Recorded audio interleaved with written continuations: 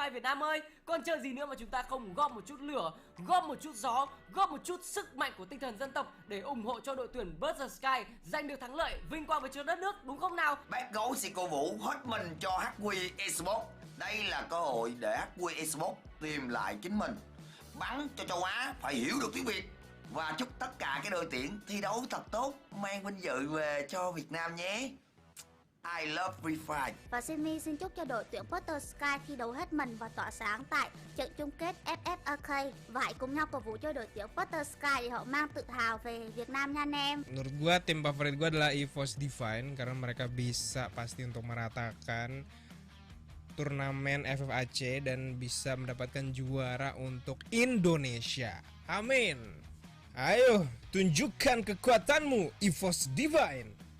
Siapapun tim favorit kalian, kita dukung bersama-sama agar tim perwakilan dari Indonesia bisa membawa nama baik dan mengharumkan Indonesia di kejuaraan FFAC. Hello everyone, अस्सलाम वालेकुम। मैं सल्लू आफरीदी और मैं support कर रहा हूं team hotshot को, और मुझे उम्मीद है कि पाकिस्तान को जो Asia free fire Asia championship में रिप्रेजेंट कर रहे हैं, काफी अच्छी तरह गेम प्ले उनका हो सकता है, क्योंकि उम्मीद पे दुनिया कायम है। हार जीत गेम का हिस्सा है और फैसला ऊपर वाले को ही पता है कि क्या फैसला होना है, लेकिन आपने अपनी कोशिश जरूर करनी है, क्योंकि हिम्मत मदद खुदा, और मुझे आपसे बहुत ज्यादा उम्मीदें वाबस्ता है। गो टीम हॉटशॉट, पाकिस्तान जिंदाबाद, अल्लाह हाफिज़। मेरी फेवरेट टीम जो है गाइस FFAC में, वो है गाइस अपनी टीम इलीट, जो यहाँ पे जीत के आएगी। और गाइस आप लोग भी टीम इलीट को ही सपोर्ट करना। और गाइस आपको पता है गाइस, टीम इलीट में अपने पहाड़ी बाबा स्नाइपर धर धर धर धर करके मारेंगे। और गाइस हमारे यहाँ पे जॉन्टी भाई जो हमारे मतलब परम मित्र है, वो जो है गाइस यहाँ पे मचा देंगे। जॉन्टी भाई, all the best for your FFAC championship. और यहाँ पे गाइस टीम इलीट ओपी बोलते हैं, फ्रॉम इंडिया गाइस, इंडिया जीतेगा, टीम इलीट जीतेगा।小孩子才做选择，我全都要了，我全都包了，好不好？干，你当作台湾人是受甲走你，你安尼了解我的意思不？到了比赛当天，不要忘记你自己是谁，不要忘记你擅长打什么样的策略，不要忘记你擅长用什么样的方式把你眼前的敌人给击溃，不要忘记你们是这一次最有资格代表台湾站在我们亚洲杯上发光发热的选手们，保持信心，这一点非常重要。不要管别人对你说什么，做好你自己就好了，加油！ Blacklist International is my favorite team. They scored 26 kills during the MCP and won. So let's show to the rest of Asia that Blacklist International #1 in Asia. Come on, let's go international. Show them what you are. ต้นกล้าเราจะมาชวนน้องๆเพื่อนๆทุกคนผมนะชาวเกมเมอร์หรือว่าชาวฟรีไฟร์ของเรานะให้ไปร่วมติดตามผมนะไปร่วมส่งกำลังใจกับทีมที่เราชื่นชอบผมนะในการแข่งขันฟรีไฟร์เอเชียแชมเปี้ยนชิพ 2021 นั่นเองนะผมอย่าลืมนะสู้ๆทุกทีมนะครับก็เลยอยากจะชวนเพื่อนๆชาวฟรีไฟร์ทุกคนนะคะมาร่วมกันส่งแรงเชียร์ให้ทีมที่ตัวเองชอบกันค่ะกับการแข่งขันฟรีไฟร์เอเชียแชมเปี้ยนชิพ 2021 ที่จะถึงนี้นะคะสู้ค่ะนะทีม CG ทำได้อยู่แล้ว Và đừng quên đón xem trận chung kết bùng nổ này vào 17 giờ ngày 28 tháng 11 nha. Semangat terus Indonesia. #FFindo bersatu. Kobarkan semangatmu. Và đừng quên xem trận chung kết bùng nổ vào lúc 17 giờ ngày 28 tháng 11 nha mọi người.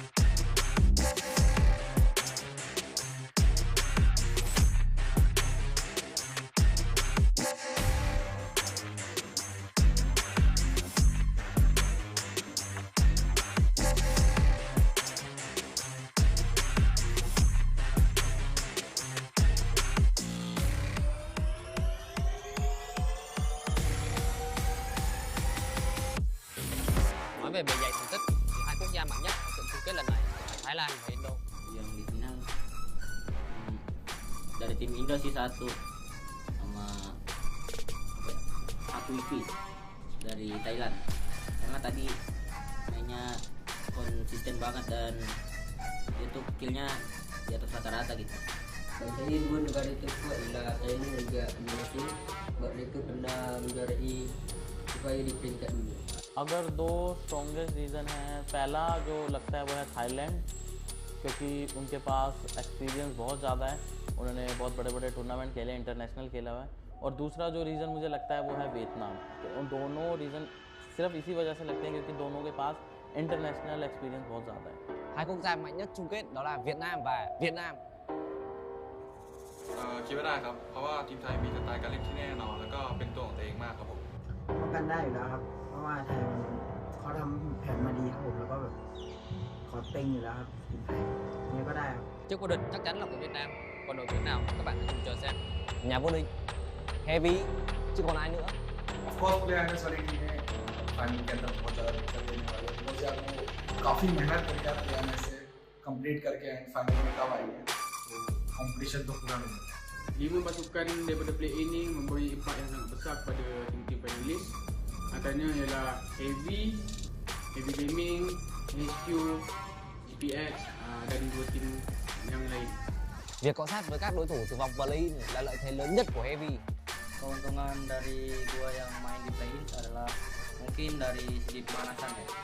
Di play-in ini bisa digunakan buat sebagai pemanasan. Jadi di final nanti tinggal ngebakar aja gitu biar makin bisa juara. Lợi thế của một đội tuyển từ play-in khi tiến vào chung kết đó chính là bọn mình đã được làm nóng tay sẵn rồi và làm quen được môi trường giải đấu. chung kết chỉ việc cháy thôi. माशाल्लाह confidence तो हमारा पूरा है कि इस बार हम कुछ अच्छा करेंगे। इंशाल्लाह कोशिश करेंगे कि टॉप 6 के अंदर फिनिश करें। Mình rất tự tin vào Heavy.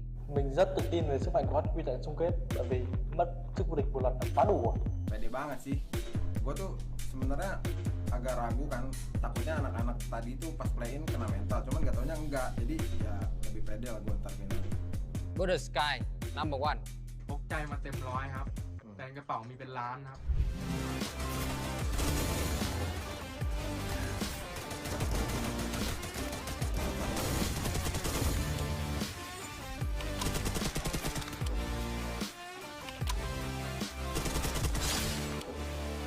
Đội tuyển mạnh nhất và cũng đáng để giải tiếng nhất là E Arena bởi vì họ đã có một màn thể hiện thực sự xuất sắc ở Thái Lan. HQ 因为今年世界赛的入围赛以及总决赛他们的成绩都非常的好。 HQ dari Vietnam, karena dia pas play-in bagus banget mainnya.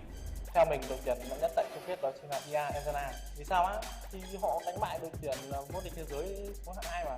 Final में इवोस divine को start से मेरी favourite और game play उनका next level है, हमेशा अच्छा perform करते हैं।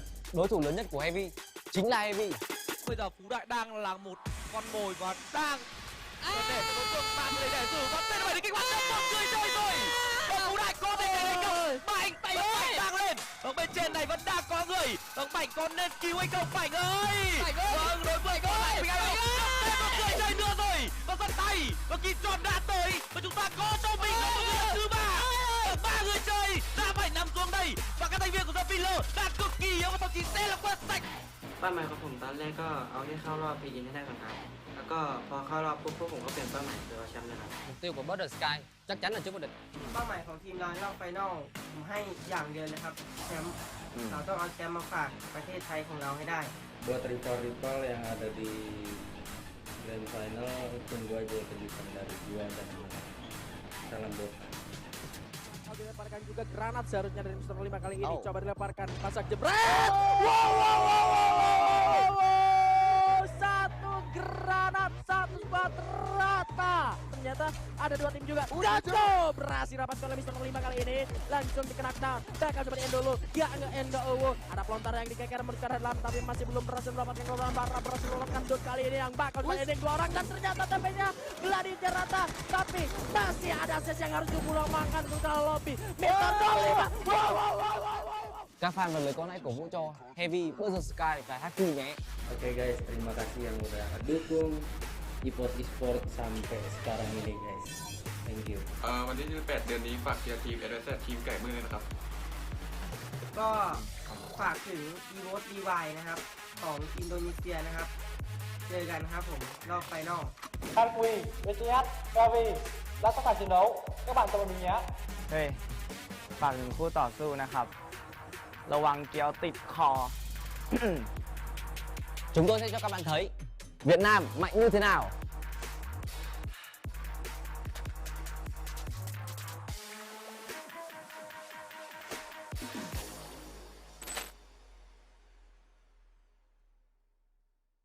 สวัสดีค่ะจันมินจากช่อง Just Minute นะคะ Hello, xin chào tất cả các bạn, mình là S Mobile đây. Hello， 大家好，我是阿伦 ENG。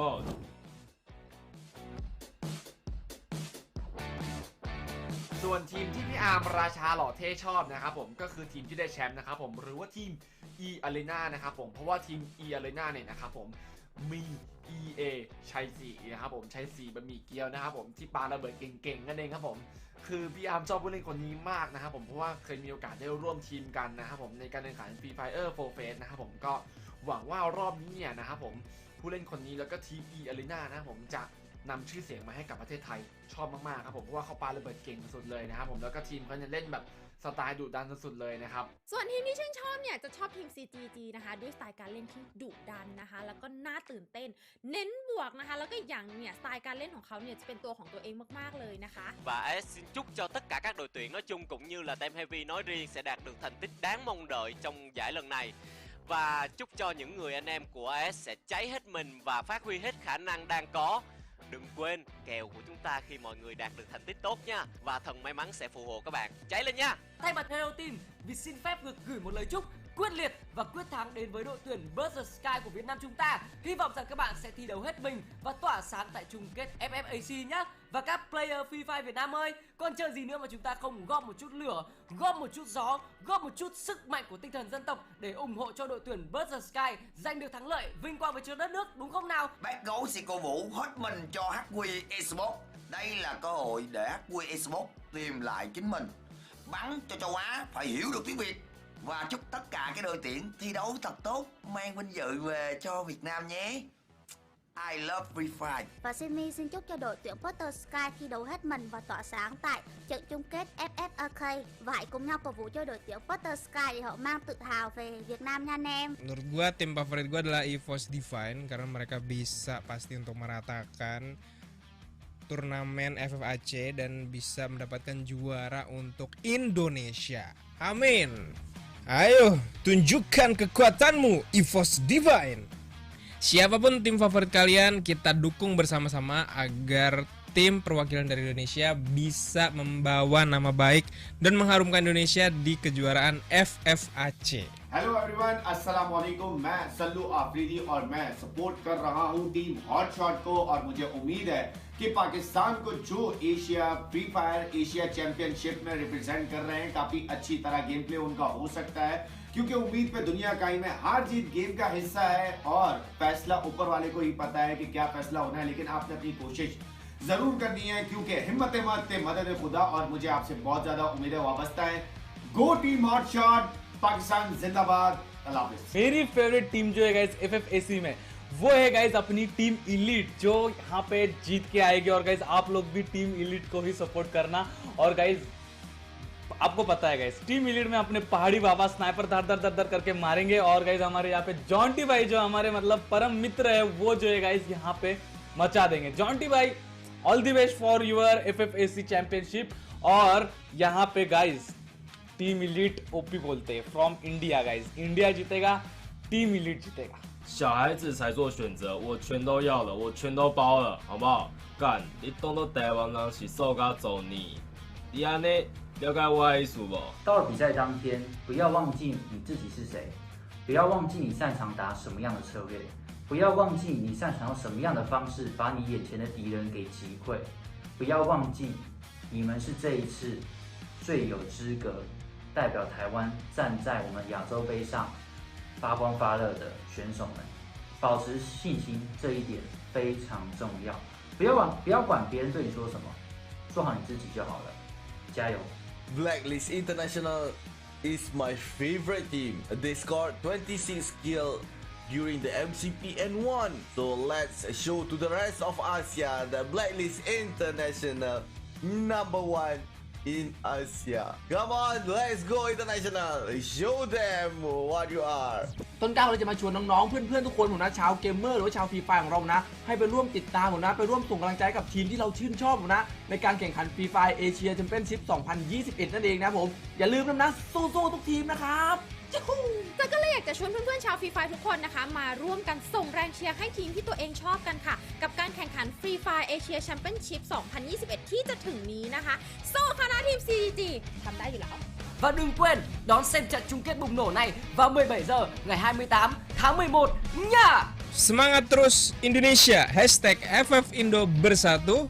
Kobarkan semangatmu. Và đừng quên xem trận chung kết bùng nổ vào lúc 17 giờ ngày 28 tháng 11 nha mọi người.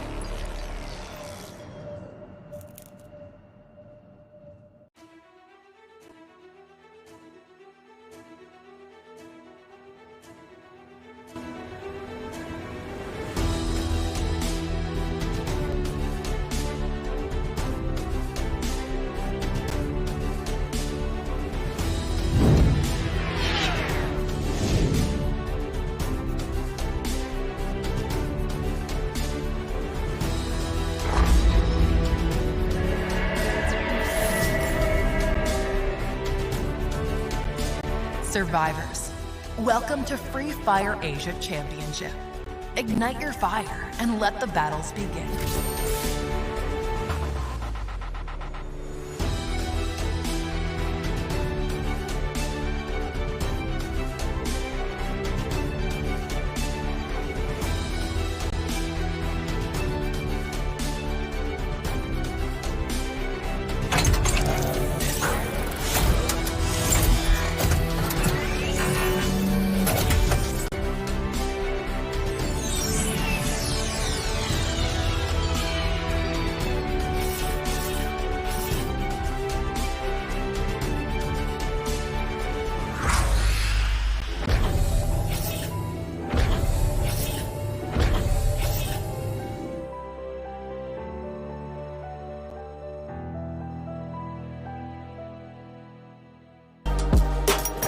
What's up, y'all? It is time to crown Asia's best Free Fire team. This is the Free Fire Asia Championship 2021. I'm Musky alongside the Pistachio AJ. It is Grand Finals Day. 12 teams take on the stage in 7 back-to-back rounds of Battle Royale. Only one team will make it to the top and be crowned the best team in Asia. Oh, and I am looking forward to each and every single one of those 7 rounds, Husky. The first 2 rounds should be able to give us enough information as to which one of these teams are going to be, bringing in out all 100% aggression from the get-go, and which one of these teams are going to be playing it out passive until, the halfway point. Because out of these 7 rounds, you don't really need to go all out from the get-go. Or do you? Because, there's a lot of money, a lot of pride on the table. This is not just a fight for the cup. This is a fight between nations for the Free Fire pride within Asia itself. A lot is on the line, my man. Yeah, and for Free Fire Esports in general, we are making a lot of history. Last week, we just got the award for the best mobile game of the year back 2 years in a row, and a week after that, we are crowning Asia's best team, who will walk away with $80,000 US. And of course, the total prize pool for FFAC is $400,000 US, a large sum of money on the line. But most importantly, we get to see who is the best team. And for the very first time in competitive Free Fire, we are getting 7 rounds for the grand finals instead of 6. And the last round, it will be decided by the roll of the dice as well. This is going to be a very exciting evening for us to see who is the best team. Absolutely, right? So if there's one of those teams out there that are perhaps not really lucky on a certain map, and if they just end up being unlucky on that final map, which is going to be a surprise to all of us, ladies and gentlemen, boys and girls, then it's going to be a GG. A lot of money on the table. I hope they are absolutely ready, because the kind of squads that we have in here are the best of the best of the best, right? Because to get to the grand finals, ladies and gentlemen, boys and girls, we started off with 31 teams, and 7 regions sent their first seeded teams straight into the grand finals, right? They got that golden ticket, and the rest of those 5 teams made it through from 2 of those play-in, Husky. And just from those play-ins, we saw that the action was just absolutely non-stop, man. And if it was just that crazy during the play-ins, I cannot imagine what sort of magic out of Free Fire we're going to be able to witness today. Yeah, absolutely. And through the play-ins, we also saw some explosive performances from teams who were able to qualify. Consistency on the board. We have to talk about teams just like HQ Esports from Group A, who had 3 booyahs out of the 6th round that they played. But before we get into that, this is the tournament timeline to get everyone up to speed. We had the play-ins last Saturday and Sunday on November 20th and 21st, where we got 5 teams to qualify for the grand finals. Obviously, for Group B, 3 teams made it through, with Heavy winning that tiebreaker against Supreme Assault Forces. And today, we are on 28th November for the grand finals. Again, 7 rounds with 12 teams from 7 different regions of Asia to compete for a total prize pool of $40,000 US, with the first place, the champions, walking away with $80,000, second place with $50,000, third place with $30,000, fourth place with $25,000, fifth and sixth with $20,000, seventh to ninth place with $15,000, and of course the bottom 3 walk away with $10,000. So if you're wondering, wait a minute, that does not add up to 400,000 US dollars, right? You don't have to worry because Free Fire is just being Free Fire, ladies and gentlemen, boys and girls. Yes, the prize pool doesn't stop just at that 12. Even those teams within the play-ins, they got a little bit of that 400k piece as well. So, you know, everybody's going home a little bit happy today. But of course, those that have qualified through, ladies and gentlemen, boys and girls, we have got the ones from the Vietnam representing Burst the Sky. It was Divine from Indonesia, E Arena from Thailand, LGDS from Taiwan, Blacklist International representing MCP, Team Elite from India, Hotshot Esports from Pakistan. These are all of the first seeded teams. And of course, we do have HQ Esports, Syzygy, C-Triple-G, GPX, as well as Heavy, the 5 crazy teams that battled it out against the rest in those 2 playing dates to get to this point, Husky. Yeah, and at the same time, for the point system, we are going to follow the classic Free Fire competitive point system, with Booyah walking away with 12 points. If you get second place, it's 9, 8 for third, 7 for fourth, 6 for fifth, 5 points for sixth place, 4 points for seventh, 3 points for 8th place, 2 points for 9th place, 1 point for 10th. If you end up at 11 and 12, you get 0 points, and every single kill will be equivalent to 1 point. So both getting the frags and surviving until the end definitely matters with equal weight. But also coming into this grand finals, a team that we definitely want to watch out for. It's going to be Blacklist International for MCP. I'm going to go into that later on because this will be the game schedule. Starting off with Bermuda, followed by Kalahari and Purgatory. We will repeat this cycle 2 times. And for game number 7, for the first time ever in competitive Free Fire, we will spin the wheel to find out what map the teams will be playing on for the final round of the day. Yeah, you know, Husky, you and I, we've had the pleasure of shoutcasting for Blacklist International multiple times now out of the MCP games.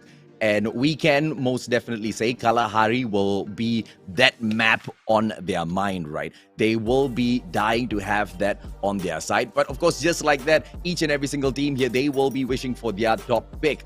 E was Divine with Abu, Kenzu, Exact, MRO5, Sam 13, as well as Street. These boys, they bring a lot of promise from the Indonesian side. And just not them, right? Just through all of those players that step out from Indonesia, to be able to stand above all of them is already a statement on its own. Because teams like GPX, they still bring out that firepower out there on the battlefield, Husky. Yeah, and GPX Esports, they were actually the 3rd seed from Indonesia, and they were able to make it through. During the play-in, they had 2 Booyahs, right? Starting off the day with 2 Booyahs. Sure, they flopped a bit in the middle, but they were able to get back up on their feet pretty quickly. But from the region of India, we have Team Elite, who directly qualified by winning their local league. Iconic, Bahadi, Killer, Jonty, and RDP coming in hard and of course carrying the flag of India. But who can't forget Blacklist International from MCP? Interesting revelation. They did have a slight roster change. Now we have Cobra, Clangs, Phoenix, Ali Boy, and Miru. As after MCP, they 2 of their players departed, and they bring in Ali and Miru to kind of replace that. Yeah, so, you know, I don't really know exactly how that synergy is going to be working out here for FFAC. So best of luck to the boys from Blacklist International. But as we move on to a very dominant region, ladies and gentlemen, boys and girls, for Free Fire, Pakistan, with the players out of Hotshot. Once again, the first seeded team out of the country. And in terms of Thailand, E Arena, they step up as the first seed coming out of there as well, right? So really, really big names out here. And it's going to be so tough to make a prediction as to which one of these teams is going to be able to reach up to the top, because they all bring in something really special out there to the battlefield, Husky. Yeah, and Thailand, one of the few regions with 3 teams in the grand finals. Just now we saw E Arena. We have C-Triple-G as well, being the team who got first place in the play-ins with one of the most consistent performances we have ever seen. The best placing being first, the worst placing being 4th. And of course, you also have Syzygy from Thailand, the 3rd place with 3rd place finish in their local league. So this is a show of force, a show of dominance from that region itself coming into the grand finals. Yeah, Vietnam and Thailand both representing 3 teams each in the FFAC. That really tells a lot about their server, ladies and gentlemen, boys and girls, about their region itself as to how dominant they are. For the Chinese Taipei region, we have got LGDS. Now, I've heard a lot about them, seen their plays out there on the battlefield a little bit, but this is that one team that I am most curious about today, Husky, because they have been blowing hot and cold out there on the battlefield, but when they really get pressured, they go all out, and not just in terms of their placement, but their kill style as well, right? With so much of firepower out there on the battlefield, how are these other regions going to fare up against them? Because a team like BTS, who brings on that same sort of hot firepower out there on the battlefield, early aggression might just prove to be detrimental to all of these teams. Yeah, and you can't forget about HQ Esports as well. BTS qualified directly from the Vietnam League, but you have HQ who completely decimated the competition in the Group A play-ins with 101 points to close out the day. And of course, Heavy from Vietnam as well, the team that won the tiebreaker against Supreme Assault Forces for the third place in the play-ins, also demonstrated that they can have a mediocre start, but Heavy was that team that bounced back towards the very end, even netting themselves 2 booyahs to boot to finally qualify by the end of Group B play-ins. And this is going to be the head-to-head between E-Arena from Thailand against Burst the Sky from Vietnam. Both first place finishers in their respective local league, but the numbers, they do vary. Burst the Sky with a lot more average headshot and kills and damage done, but E-Arena is a bit more consistent in terms of getting that booyah. Yeah, but you know, when we talk about mechanical capabilities, Free Fire is just one of those games where you can influence your headshots in there, and it requires a lot of skill. And that just gives me a lot of confidence in the Burst the Sky team, right? Because it's that mechanical capability that's kind of going to be able to carry you out of some of these fights when you are really put in the spot. But of course, as we take a quick look at Chai 4 and Condemn, these are the average headshots between these two players. And once again, it's that mechanical capability that shines on the side of Burst the Sky. Yeah, and you can see that there is a bit more of a favor over to Condemn just because he has higher numbers in terms of landing those shots and getting the kills. But this one, it might be a bit more polarizing. CGG against HQ Esports. This one, again, the first seed in terms of winning out the play-ins for Vietnam and Thailand on both sides. CGG way lower in terms of average kills and booyahs, but they do bring in consistent performance, and that's something that might throw HQ Esports off guard. As you can see, the head-to-head between Darren and Neo Now. Neo Now not really high up on getting those headshots in, but he does gets the kills regardless. Oh yeah, absolutely right. And the damage is still there. And you can either go for those kill shots, you can either go for those headshots, or you can just really play those body shots and keep those suppressive fires down. And that's exactly what Neo now is. He's just that annoying out there on the battlefield. But CGG, just the kind of team that proves that booyahs are just not everything. It is about the consistency at the end of the day out there on the battlefield. And even though they don't manage to bag each and every single one of those booyahs, they always manage to bag the top 5 for themselves, right? But of course, again, between Syzygy as well as GPX, it seems to be a little equal in terms of those skill shots coming through for all of those headshots. But in terms of the average kills, we can see Syzygy being the slightly more aggressive ones out there on the battlefield, Husky. Absolutely, and we saw GPX Esports, they did have a slow mid-day. The round 3 and 4 wasn't the best for them during the play-ins, but one thing that did show us was their utility usage, especially when you look at both Wings and Justin, the dynamic duo of this Indonesian squad. Some a force that definitely you don't really want to reckon with without any preparation. The numbers on this graph favor Patrick a bit more when it comes to getting those kills, but it doesn't speak the whole story because Wings, he's a utility guy for the team and he plays along with his teammates the best, especially when they have those members. So that's something that GPS can always bring to the table, and they can catch their enemies off guard. Well, a lot to look forward to, ladies and gentlemen, boys and girls. So don't forget, regardless of whichever platform you are looking or you are watching this on, don't forget to hit that like and share this out with all of your other survivors as well, so we can have all of those numbers get bumped up a little bit more, because this action, something you most definitely do not want to miss. If you want to know exactly how you can get out there on the current meta and bag all of those booyahs back to back to back, what better way than to watch the best of the best in Asia battle it out and show you how to get it done, even when the best of the best are out there playing as well. Yeah, at the same time, if you guys fancy a different language, don't worry, we have all of that covered. We have English broadcast, which is basically us. We have Indonesia, we have the Malay broadcast, we have Tagalog, Vietnamese, Urdu, Thai. We have a Mandarin broadcast from a Chinese Taipei. Of course, we have a Hindi from India and finally Nepal. So all of these channels, all of these languages will be live on the same platform that you guys are watching right now on YouTube. Just remember, if you want a different taste, you can always find it. Nonetheless, it contributes to our views at the end of the day. The most important part is that you guys get to experience the best Free Fire action there is in Asia. And with that being said, it's time to hop into round number 1. We're heading to Bermuda. Oh, this is gonna be exciting, Husky. So as the flight path, ladies, gentlemen, boys and girls, will be revealed to us, we are gonna be cutting through from Bullseye all the way down towards Mars Electric. Technically, this is pretty much all the way down the midsection of the map. Yes, places like Keratin will be a little bit out of reach, but Mill is most definitely within their bounds, right? So teams that want to play the outskirts of those safe zones, they most probably want to be dropping into Riverside and then running on out as well. But look at this composition of those teams. Just focus on towards the observatory area. E was dropping in there. EA pretty much stuck between themselves as well as HQ. LGD as just a stone's throw away. That side is most definitely gonna blow up in a bit. But GPX as well as Blacklist International coming face to face with each other from the get-go is gonna be pretty exciting as well, Husky.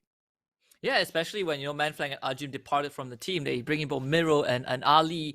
Miro previously with Sem9, and Ali had a stint with Fast Kill as well. So these guys are definitely no slouches, but this is their debut. And imagine debuting on the best team in MCP, and the first match you play, it is the Asia Championship Finals. A lot of, is on the line on both Ali and Miro, but this is also going to be the proving ground to see if those two are the right picks for Blacklist International. And so far, to kick things off, they've been able to let a couple of shots onto Anas from Hot Shot, representing the Pakistan region. You can see Hasu kind of going towards the north side, and he might be in danger of running into GPX. So that's something that HS will have to worry about. GPX literally has got 2 first-seeded teams that have gotten the direct invite into the grand finals, a stone's throw away from them. They don't know that, but it's definitely not the best of situations to get stuck in. But either way, all of these teams have got that respect for each other, right? They don't want to over-aggress from the get-go. Anas, he can't even recover himself just yet. No medkit on him. Not a lot of great areas to go out there and loot from. But they still want to gatekeep the players from Blacklist International that they can see running across the field out there. And if they can bag a few of those early shots, you're probably just, putting yourself in front from the get-go. But is it going to be worth the risk, though? We will find out in a bit. Yeah, and Blacklist International splitting up into a 2-2 formation. So they have this tag team. You can see that Miro, he is already charging in. And Sika caught right out in the open. He was playing that Overwatch for the team, but it seems like Miro is not willing to let him get away. The glue was already getting propped down. Blacklist International about to rush the compound of Mars Electric. And early on, Anas, he did not have any medkits to cover. So this should be a quick rush for Blacklist as they run straight onto Sika, who has the time turner, but not enough to keep himself alive. And Miro is going to get the first knock. And it seems like Hotshot are completely falling apart. Anas coming in from the flank as well, but can he get anything done? Because the rest of Blacklist International are already on the case. Cobra is gonna wrap around from behind and get himself a pretty easy knock now onto Ibra, and of course that is gonna come through as well. Anas finally downs Ali, but he won't be able to get the finish. In fact, Hasu rushes in with a double vector, but he will immediately be traded back. Ali does get eliminated, but it will be Anas who is the last guy left alive for Hotshot, and it will be Miro to finish the job.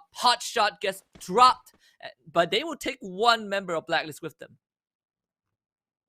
Now, unfortunate for the side of Hotshot, but that was a good trade on Ali Boy, something Blacklist International did not expect. But, you know, a lot of chaos there. Anas with that perfect timed backstab, although he didn't really have a lot of HP on him to sustain with that fight, right? Unfortunate for Hotshot all around, and this was something that we were talking about before the start of this first match itself. Early aggression, it's not really going to end up well for any of those who get caught out there. And as what we can see, although Blacklist International, they did win that fight, dropping one player so early in a game like this, in a lobby like this, it's not going to put you in a great place at all. Yeah, and GPX Wings, he, I believe, was able to spot a couple of members of Blacklist International at Mars Electric, so and now he can relay the information back to his team. You can see that GPX Esports, they are hovering on the southeastern side, just close to the zip line. So they have the vantage point over Mars Electric, but at the same time, it also puts them in a very open position. And if they really want to challenge Blacklist International, they will have that man advantage. But Blacklist, we know them as a team that feeds off of momentum. And sure, they do lose Ali from, in that exchange, but getting that 4 points is definitely going to put Blacklist International on the list of every other team out there. And we'll see what the response is going to be from the side of Blacklist. It feels like they are going to slowly evacuate and move away from Mars Electric.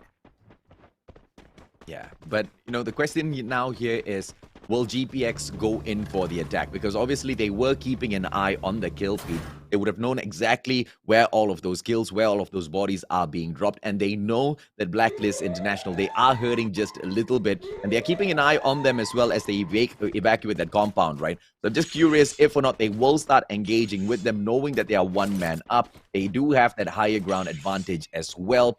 But, you know, in Free Fire, if you are facing a mechanically sound team, once again, being up on the hill at times can put you at a disadvantage. If you get, you know, flicked upon, that headshot most definitely will be secured, and then you go down as well, right? So a little bit of a decision making for the side of GPX, whether or not that early encounter is something that they want to take a risk upon.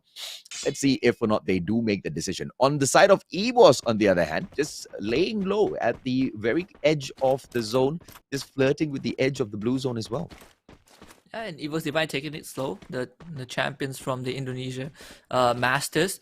And I think Evil's Divine, if you look at their local league itself, I believe it was a pretty convincing finish for Evil's Divine. You know, they won the grand finals with 72 points, and the second place was actually SES Mizu with 61, who didn't qualify for the grand finals of FFAC, and it was GPX Esports, the third seed, that made it through.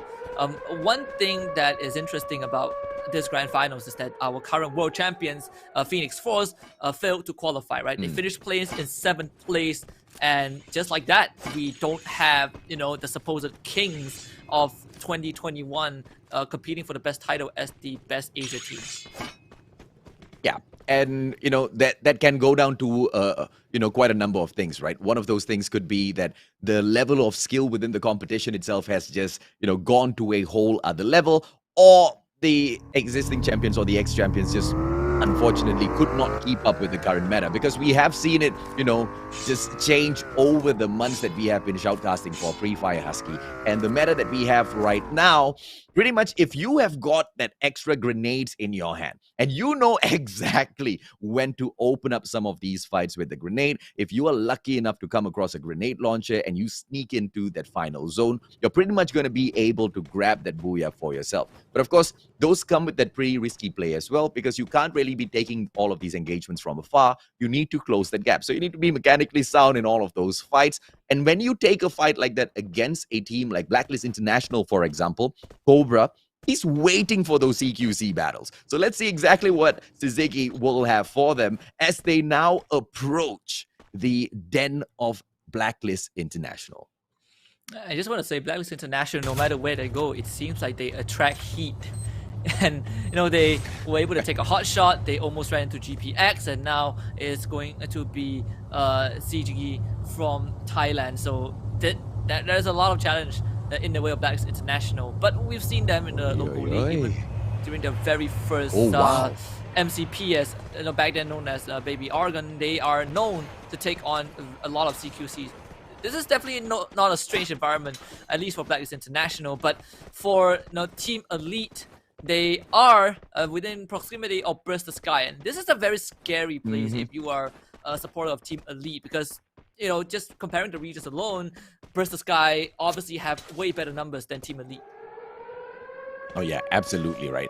But Burst the Sky, are they going to start engaging first? Because yes, they can use the terrain to their advantage. They have got that hill sloping off. So hitting those headshots on them is not going to be super easy unless you've got, all of the snipers on the side of Team Elite just on their A game in here today, right? But just like you've mentioned already, Husky, the numbers on the side of Burst the Sky a little bit more convincing, which kind of gives us a premonition as to how this particular matchup is going to end up. Unless Team Elite can just play defense really well. I like the fact that they're looking for a brand new compound to take over, and perhaps getting into one of these buildings will just be that saving grace for them, right? Because they just need BTS to overextend. But now, as I say that, as we look at that map as well, BTS is backing away from the situation, but Heavy, they are on the chase, and perhaps some GPX chicken wings for dinner. And you can see that Spanner, he slammed on the brakes, and immediately for Heavy, they divert away from GPX, not wanting to take the risk at all. So the approach from Heavy has been like this since the play-ins, right? They play close to the edge of the blue zone. They don't really like to take on these fights. They're more of an opportunistic team. And speaking of that, Evil's Divine, they have been tanking the blue zone for quite a while. In fact, they are going to be the last team that rotates into the circle based on their last seen location. So we'll see how Evil's Divine is going to approach that. For HQ Esports, they have already made it to the center, and they're about to run straight into GPX. Blacklist International is on that western side, so we might see a very congested compound moving forward into the circle. E-Arena, they're going to be nearby LGDS, and LGDS kind of bunkered down in the compound, and the shots are getting fired immediately. Oh, wow! Oh, what? Already dropping Shaka, and it feels like LGDS didn't even have a chance to respond, and this is going to be the rush from E-Arena.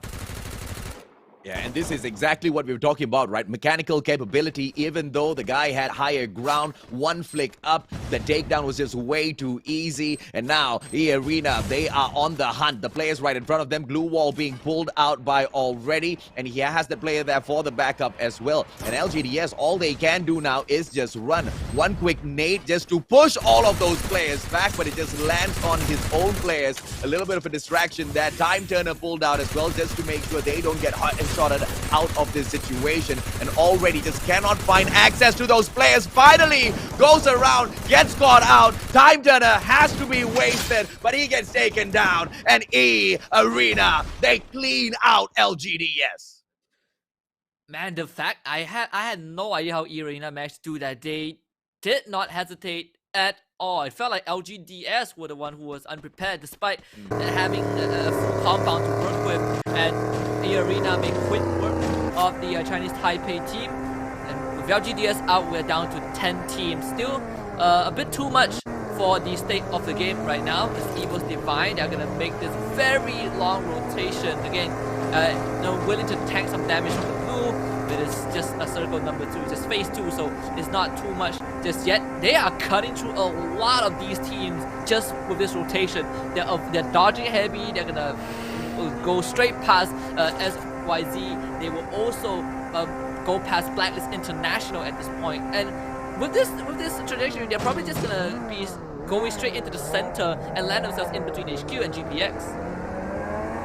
Smart plays coming through from Evil's Divine. I just love the oh my lord, look at the beauty of that rotation. Straight into the next circle, straight into a compound of their own. Nobody is there but Heavy, hot on their tails. Do they have the exact same mindset as well? Do they have the exact same play up their sleeves, ladies and gentlemen, boys and girls? EVOS Divine, will they move? Will they stay and fight heavy? Are we gonna see a gate crash coming through? EVOS Divine starting off those shots. They will try to take that vehicle out of the equation. Panda getting caught out in the open. Ban now in risk of losing his vehicle as well. Will have to bring out those glue walls. But EVOS Divine, look at them now make that approach. That grenade being cooked up by MRO5. Fudai now gets knocked down. Panda says bye-bye, good night. And this is about it, man. This is just a clean out by the side of EVOS Divine. Yeah, there was no way Heavy would have been able to challenge. EVOS actually, they reached the area and they immediately set up those landmines. So Heavy were at a disadvantage from the very beginning. And that was just unfortunate for Heavy. They did not expect EVOS Divine to have cut past them that early on and set up right in the middle of that safe zone where most teams would have to get past. But on the other end, you see that versus Sky, they're about to take on E-Arena from the low ground as Blacklist International also starting a fight with SYZ near that Mars Electric area. But our eyes will be on Burst Sky. They have to do with E-Arena, but also Team Elise, who will now be that third party to take advantage of the scuffle. Already will be the first one to drop Ben, and BTS, losing that first member, wants to evacuate as soon as possible, as fast as they can. And on the other side, we have a third fight going on between GPX Esports against EVOS Divine. So this is getting pretty heated as the circle now goes into phase number 4. You can see Iconic tossing that name, but Control was going to defend himself with a time turner. Iconic will get another drop, this time with already, and Team Elite, they're just going to leave Bahadia behind and let him expire to that blue because they are going for more, already getting bombed again as E-Arena will now have to fight this 3 versus 3 with their top frag now on the ground. Killer getting that kaboom as well. Hoysang going up the high ground with those 2 walls and gain a bit of distance and able to come in from behind and take up 2 members. And Hoysang alone will immediately eliminate Team Elite as E-Arena loses no one as they're up by 9 kills. He's looking for already. He needs to pick up their top fragger quickly here before he does lose him. HQ back in a way as they take those shots from the side of GPXC. Triple G getting caught in the crossfire as well as they open things up. Hadi trying to recover himself before he gets involved in this battle with the side of GPX once again. They are getting aggressive because they know they're sharing this compound, and it is, before you know it, it's either you strike first or you end up in a situation where you're trying to defend and that blue zone is coming after you as well. Return, unfortunately, knocked down onto the ground, but those glue walls are going to be more than enough to pick him right back up. And EVOS Divine from across will be in a threatening position for Sisigi. And Kenzu, he's going to drive past, and Street somehow was able to snipe S-Link from afar, so this might give EVOS Divine some room to work with the grenade launchers in the hand of Patrick, so he should be able to get cover a lot of ground just with that weapon alone. You can see that Nikki also with that of the blue wall trying to push on in front as Burst Sky will eliminate Blacklist International. The blue zone again closing in. GPX and C-Triple-G fighting in on that southeastern side. HQ Esports safely tucked in the center as SYZ will take on EVOS Divine, and it feels like EVOS Divine are pretty much donezo at this point as SYZ looks to overwhelm them. C-Triple-G now will start the scuffle between them and GPX, and unfortunately the safe zone only favors HQ Esports. Well, let's see.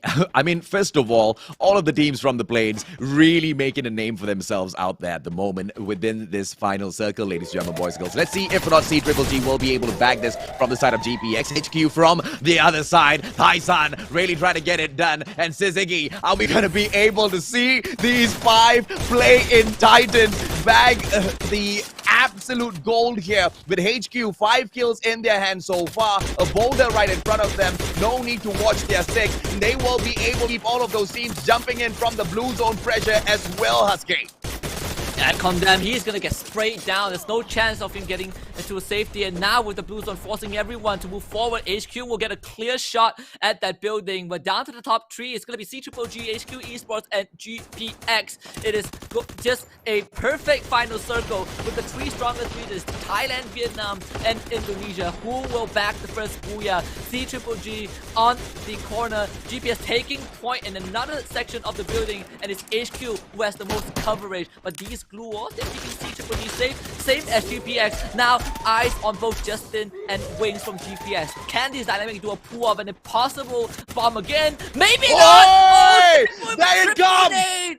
That grenade launcher is gonna end it off for GPX, and Deer, he is now a deer in headlights because GPX will be taken out. It's down to Thailand against Vietnam. Well, ladies and gentlemen, boys and girls, this is what we come to, the meta of the current season of Free Fire. You bring those grenades out, you launch them up into the air, but C-Triple-G now stuck in the corner. Are we going to see them go down? Artemis, how did they turn that back? Darren pulls out the melee, and C-Triple-G do not make it through. Funky alive, and they bag the booyah. What a playthrough coming through from the side of HQ Esports. And Artemis surely is my personal MVP in that final circle. Everyone brought their guns, and guess what Artemis brought to the fight? That guy brought a sight, and he cut down 3 members from C-Triple-G as they pow into the building. And HQ Esports proves why they toppled the competition in their Group A play-ins with this booyah. It was certainly a very close final circle, but from the get-go, HQ Esports just had more ground to work with. They were the first to make it to the building. They were the one coming in from the southern area with no worries of being contested by either C-Triple-G or GPX. And of course, GPX Esports with an unfortunate exit due to that one grenade launcher from C-Triple-G's that boom. And this final fight was in favor of HQ Esports from the get-go.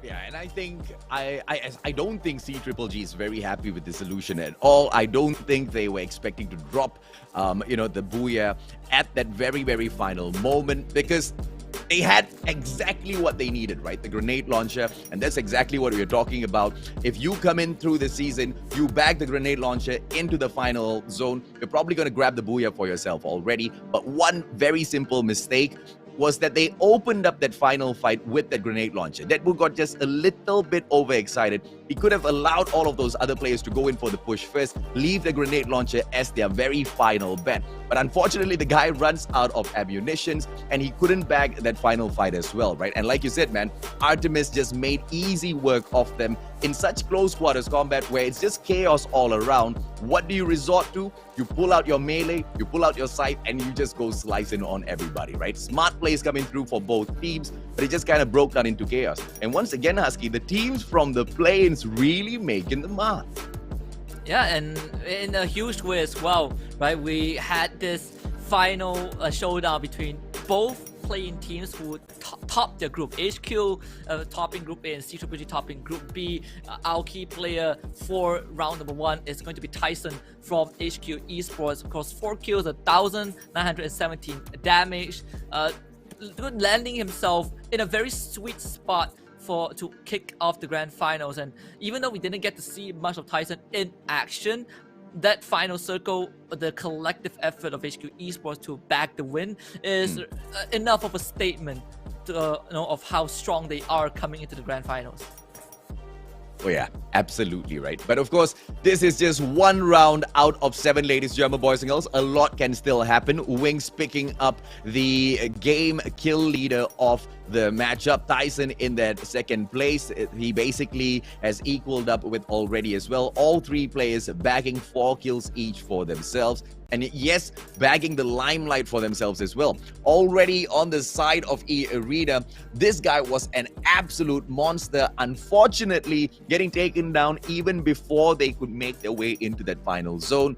I'm wondering if or not he could have been the difference maker, right? Because if they had been able to get to already a little bit sooner, things could have been slightly different, Husky.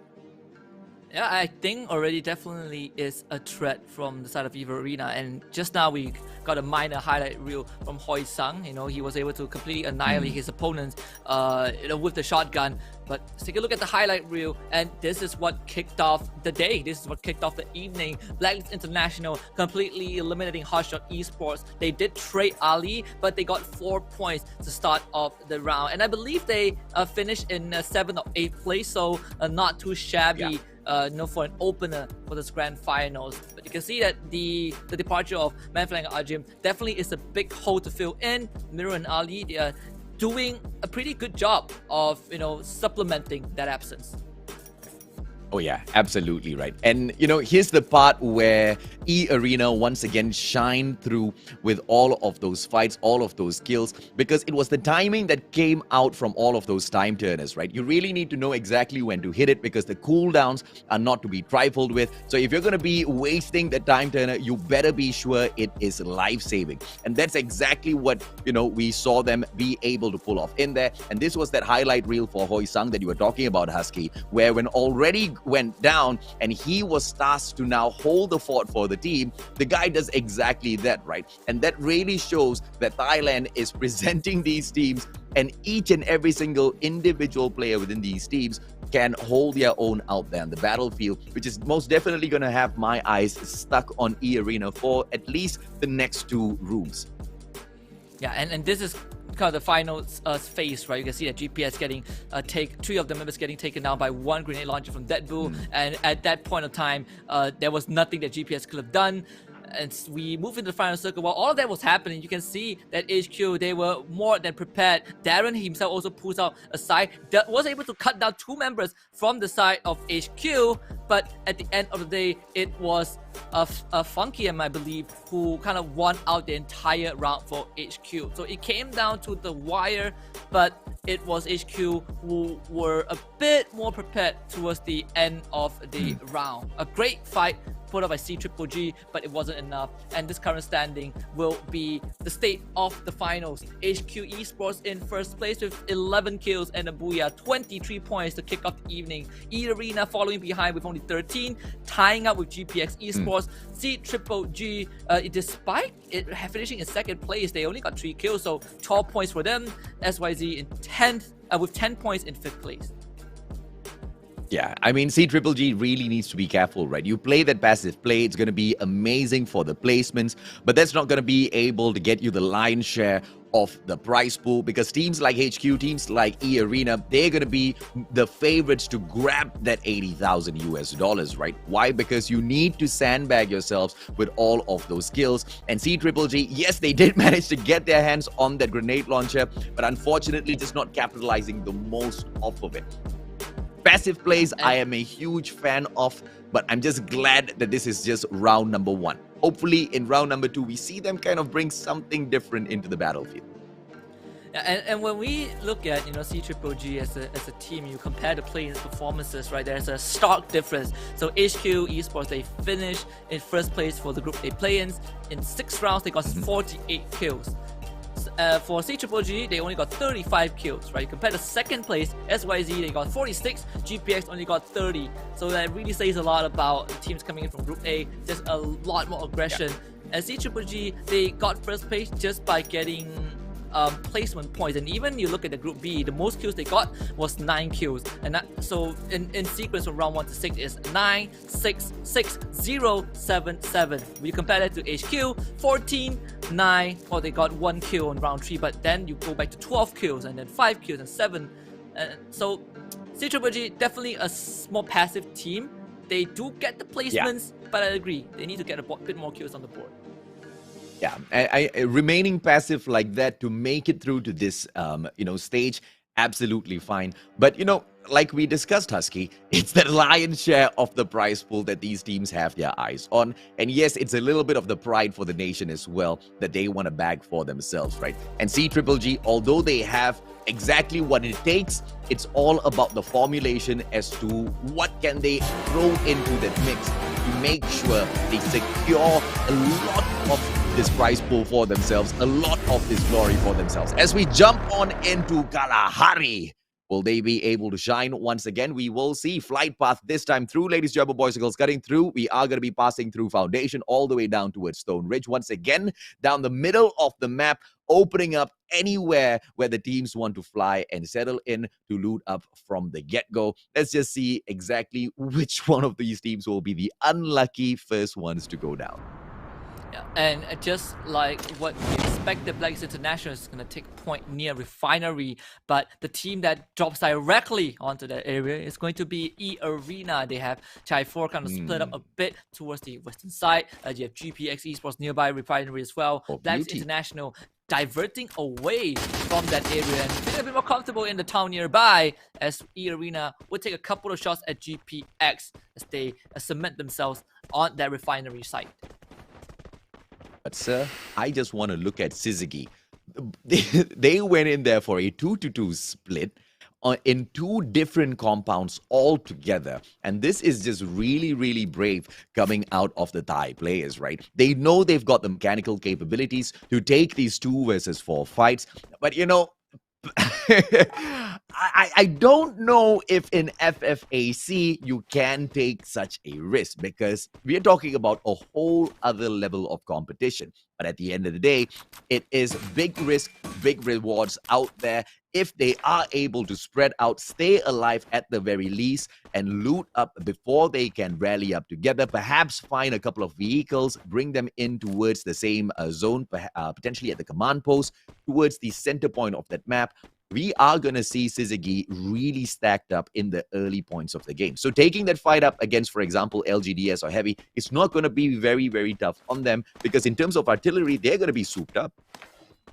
Yeah, absolutely. And we can see that GPX, they moved away from Refinery, but they have just entered the proximity of Blacklist International. And if you alert Blacklist of your whereabouts, you better be ready to get sniped down. Now, one thing about Blacklist with Manflang and Arjun previously was that you always have either one of those playing that Overwatch, right? Playing that guard post. Someone crosses by, they're going to be the ones to fire the first shot and get those pickoffs.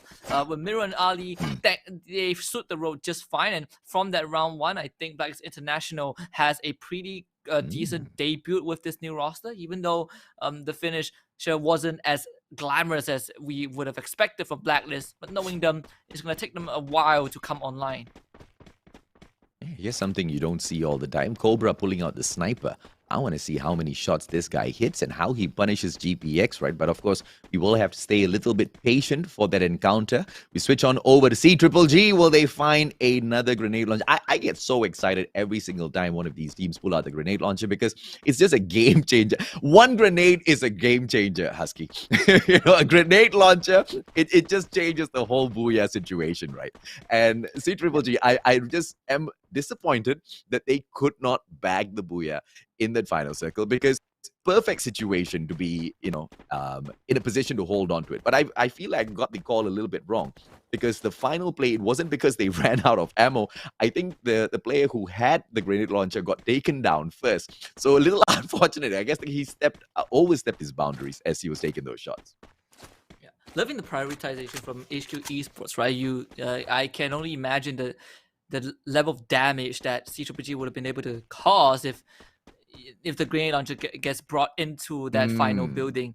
And speaking of HQ Esports, here they are, right out in the open, uncontested so far. We talk a lot about Tyson being the guy with, you know, being the key player of round number 1, but another one of his supporting mates in terms of the fragging department is actually Neo now. He got taken up pretty early on in the final fights, but when he is alive and kicking, you better be certain that he can put out the same amount of firepower as his buddy Tyson. EVOS Divine, ladies and gentlemen, boys and girls. Kenzu usually does step up for the team.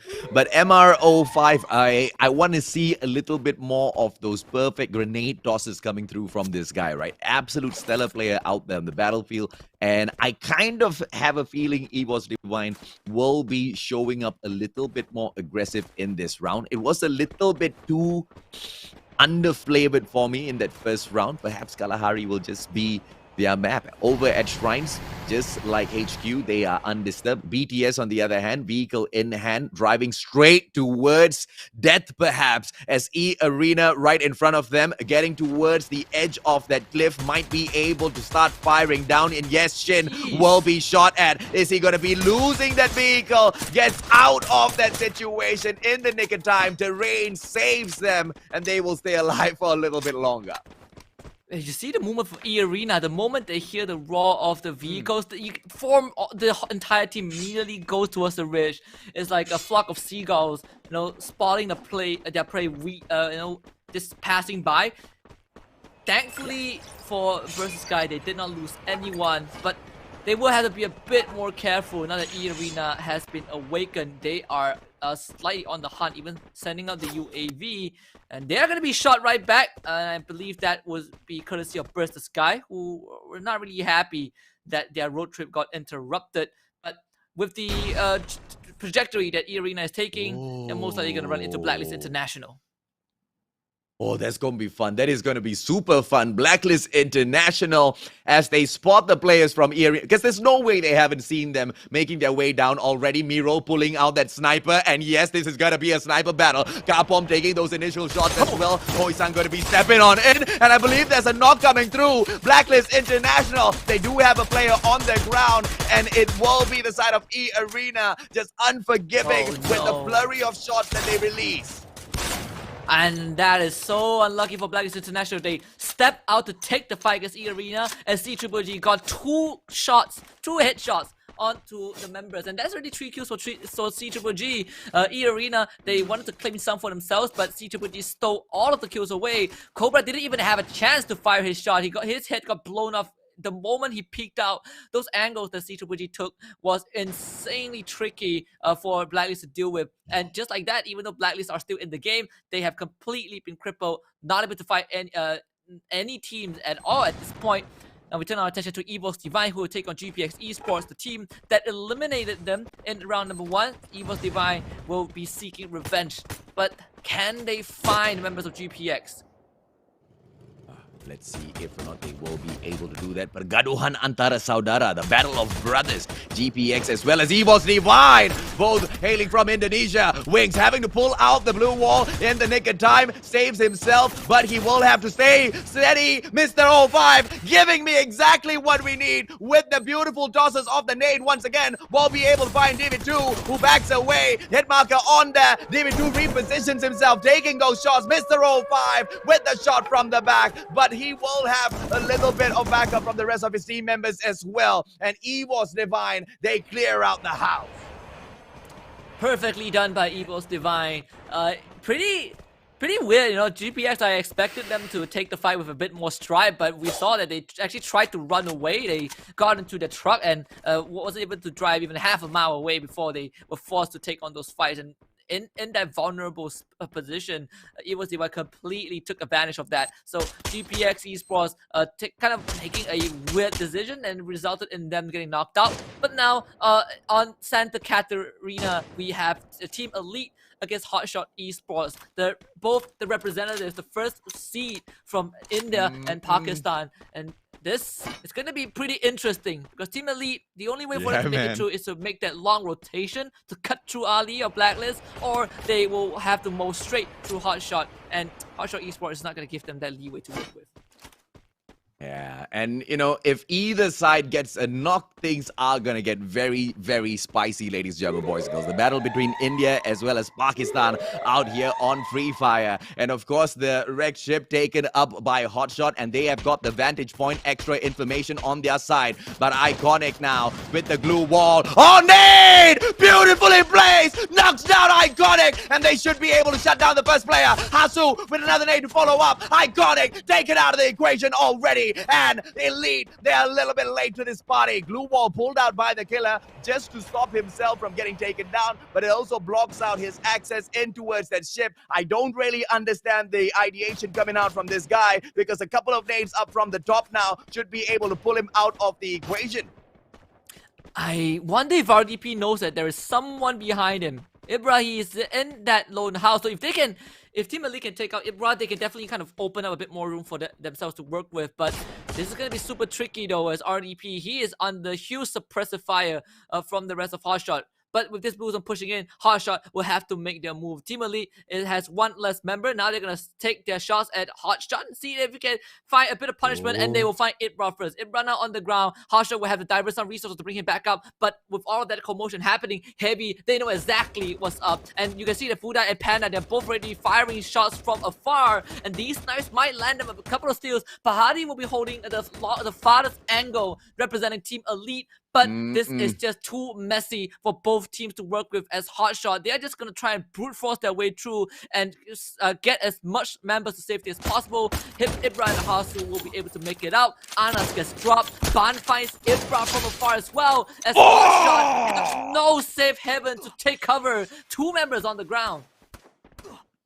And I guess that's exactly the lesson behind this story, ladies and gentlemen, boys and girls. As Hotshot and Team Elite took that fight up against each other, Ego started pouring into the mix, but it seems like Heavy that will be able to win out of that equation. As they get distracted with that battle, they will just get eaten up alive out there on the battlefield. And Panda now, LMG in hand, will be able to surprise Bahari, takes down that vehicle, and Fudai just finishes him off. This is just an absolute massacre coming in from Team Heavy that absolutely just goes in there and eats up each and every single one of the prey that's left outside of that zone, Husky. This is just free meal. Yeah, Heavy doing what they do best. That's 4 kills for them. Of course, some from Team Elite, some from Hotshot Esports, but we've seen them do this in the play-ins, very opportunistic, just gatekeeping those areas, and they got absolutely rewarded with that patience, getting 4 kills out of it, and now landing themselves kind of a free route forward, as there's no other teams stopping them or is being situated in the way. As you see, LGDS completely getting shut down. Tyson with the quick scope. That's going to be Roro out of the equation from the get-go. And unfortunately, if you're LGDS, there is no clear path in. They have to pick their poison. Do you want to go to HQ? Do you want to face C-Triple-G? Or do you want to take a shot at Burst the Sky? Whichever choice that they pick, it's going to be a tough road forward.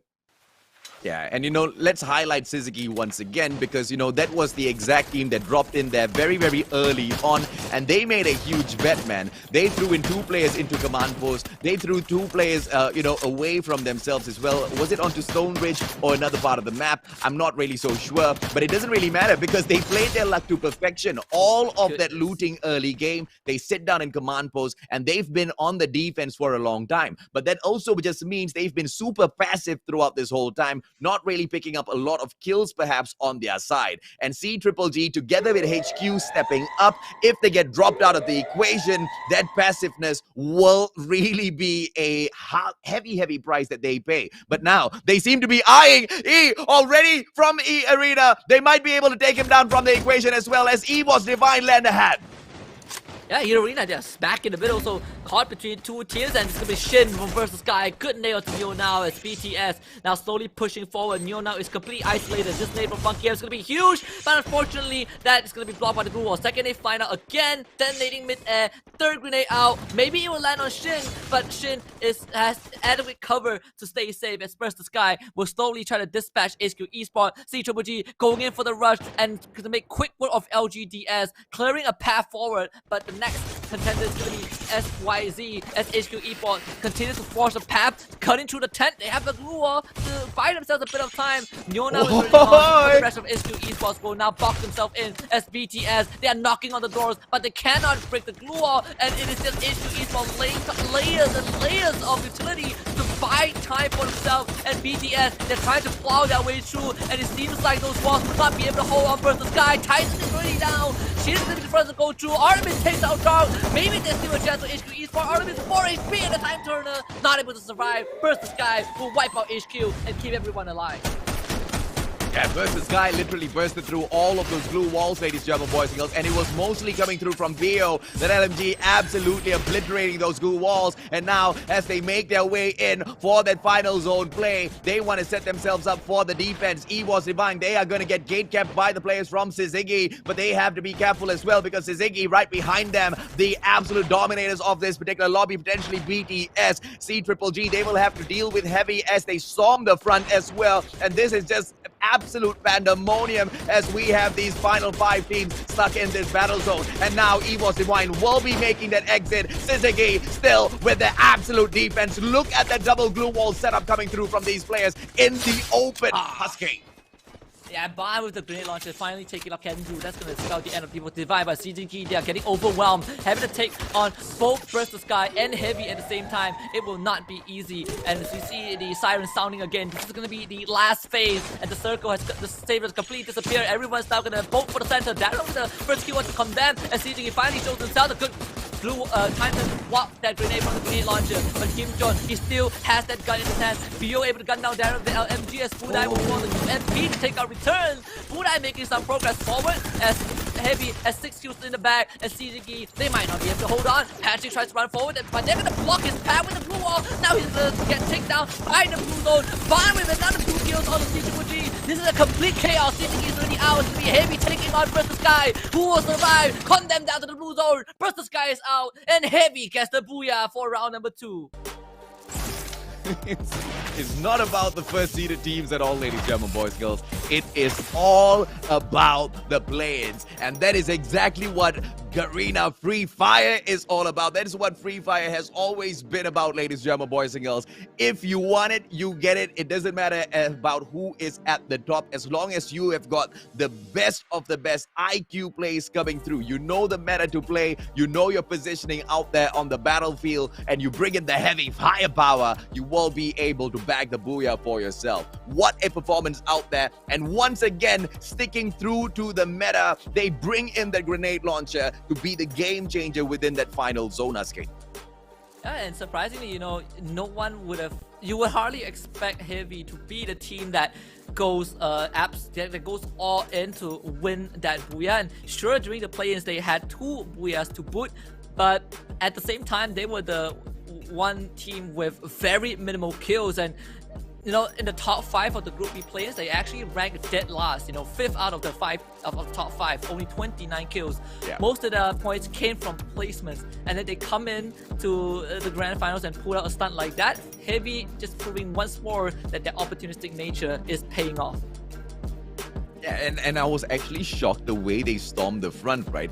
I did not expect so much of aggression to come out of a team like Heavy so early on in the lobbies itself. We were expecting a team like Heavy to start performing after the 3rd or 4th lobby, because that's exactly what we kind of saw in the play-ins as well. They kind of are late bloomers. Now, if we start seeing Heavy popping off in the 2nd round in itself, can we expect more, or will we not see the consistency out of this team? Because if they now are telling us that they can hit their stride in that 2nd matchup itself, all of these other teams, they better watch out, man. Because like what we saw in the play-in, Sasuke, once Heavy starts hitting their stride, they do not stop.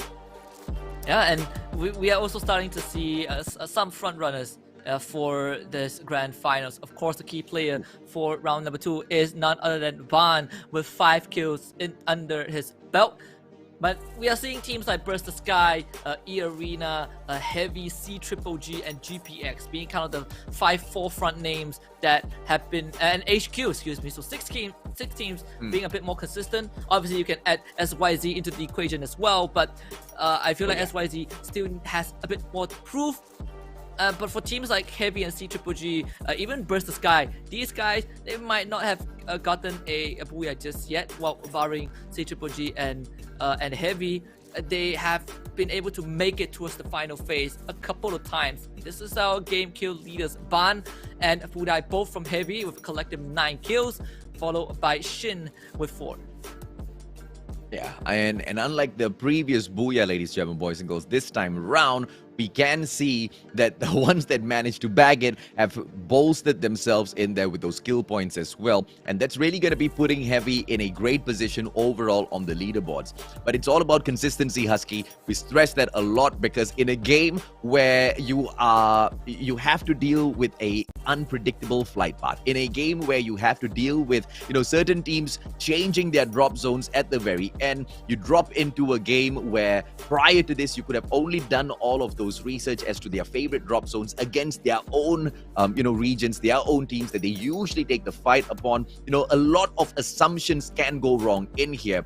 And, teams that are able to make those minute adjustments on the go, those are the teams who will be able to rise up to the top, man. For example, the gameplay that came out from HQ, I feel like that was just brain play all the way through, right? Back to back to back, they sandwich all of those glue walls just to give themselves that extra bit of time to heal up. But unfortunately, they just had to go up against BTS, one of the most deadly teams out there on the battlefield. And they had the DPS, they had the LMG, and mowing through all of those glue walls was just way too easy. Yeah, and we saw just now on the radar, Heavy, they were not involved with any of these fights until the very end. And even then, Heavy were really patient, right? They were letting teams like CGE and Bristol Sky just take each other out before they finally showed themselves. And it all started from the very beginning when they were picking on members from Team Elite and Hotshot. Afterwards, they moved in and they took every single opportunity that they could find. They were never directly involved. They feel like the powder keg to a bigger chaos, and they come in to reap the rewards. And this is why they have 13 kills and a booyah by the end of round 2 with 25 points under the belt. Burst the Sky with 15 second place, C Triple G with 12 points, Evo's Divine with 11, and of course in 5th place we have CGE with 11 as well.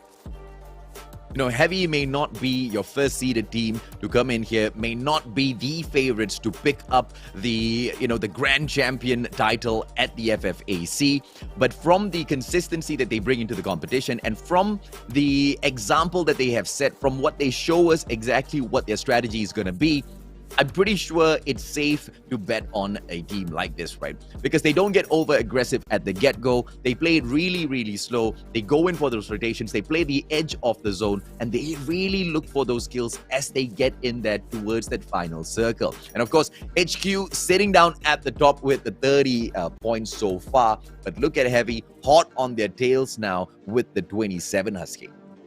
Yeah, and it's pretty scary that only after 2 out of 7 rounds, we are seeing some teams running away with the game already. You can see that Hotshot, Team Elite, and LGDS, Blacklist International, GPX Esports, these 5 teams, they are really in the red. And sure, it's just the beginning, but it already feels like it is nearing the end for some of these teams. They have not been able to get much kills, nor placement points to kick off the evening, which puts them in a very susceptible spot.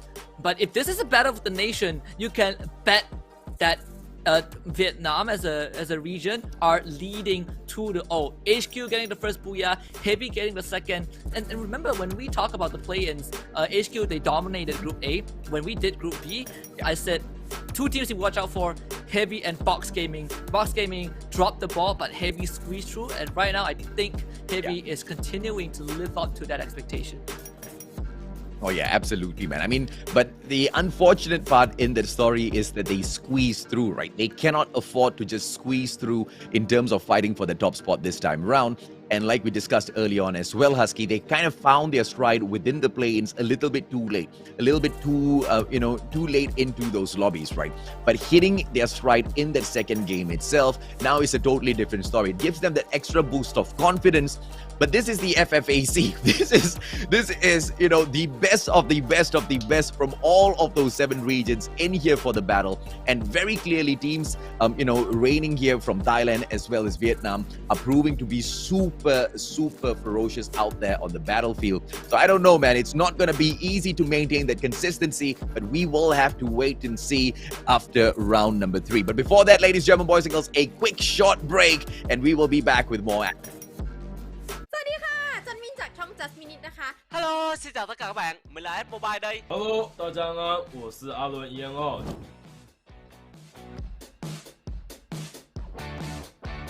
ส่วนทีมที่พี่อาร์มราชาหล่อเท่ชอบนะครับผมก็คือทีมที่ได้แชมป์นะครับผมหรือว่าทีม E Arena นะครับผมเพราะว่าทีม E Arena เนี่ยนะครับผมมี EA ชัยศรีนะครับผมชัยศรีบะหมี่เกี๊ยวนะครับผมที่ปาระเบิดเก่งๆนั่นเองครับผมคือพี่อาร์มชอบผู้เล่นคนนี้มากนะครับผมเพราะว่าเคยมีโอกาสได้ร่วมทีมกันนะครับผมในการแข่งขัน Free Fire 4 Phase นะครับผมก็หวังว่ารอบนี้เนี่ยนะครับผมผู้เล่นคนนี้แล้วก็ทีม E Arena นะครับผมจะนำชื่อเสียงมาให้กับประเทศไทยชอบมากๆครับผมเพราะว่าเขาปาระเบิดเก่งสุดเลยนะครับผมแล้วก็ทีมเขาจะเล่นแบบสไตล์ดุดันสุดๆเลยนะครับส่วนทีมที่ชื่นชอบเนี่ยจะชอบทีม CGG นะคะด้วยสไตล์การเล่นที่ดุดันนะคะแล้วก็น่าตื่นเต้นเน้นบวกนะคะแล้วก็อย่างเนี่ยสไตล์การเล่นของเขาเนี่ยจะเป็นตัวของตัวเองมากๆเลยนะคะ Và S xin chúc cho tất cả các đội tuyển nói chung cũng như là Team Heavy nói riêng sẽ đạt được thành tích đáng mong đợi trong giải lần này. Và chúc cho những người anh em của S sẽ cháy hết mình và phát huy hết khả năng đang có.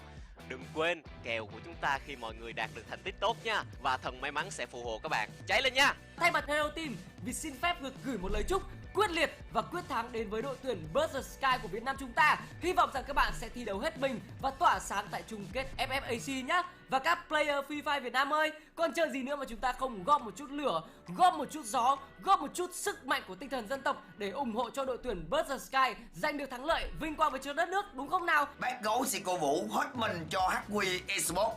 Đây là cơ hội để HQ Esports tìm lại chính mình. Bắn cho châu Á phải hiểu được tiếng Việt. Và chúc tất cả cái đội tuyển thi đấu thật tốt, mang vinh dự về cho Việt Nam nhé.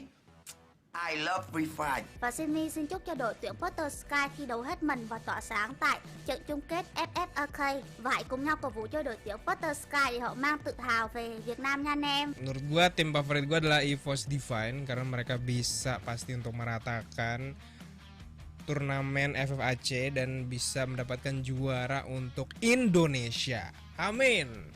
Ayo, tunjukkan kekuatanmu, EVOS Divine.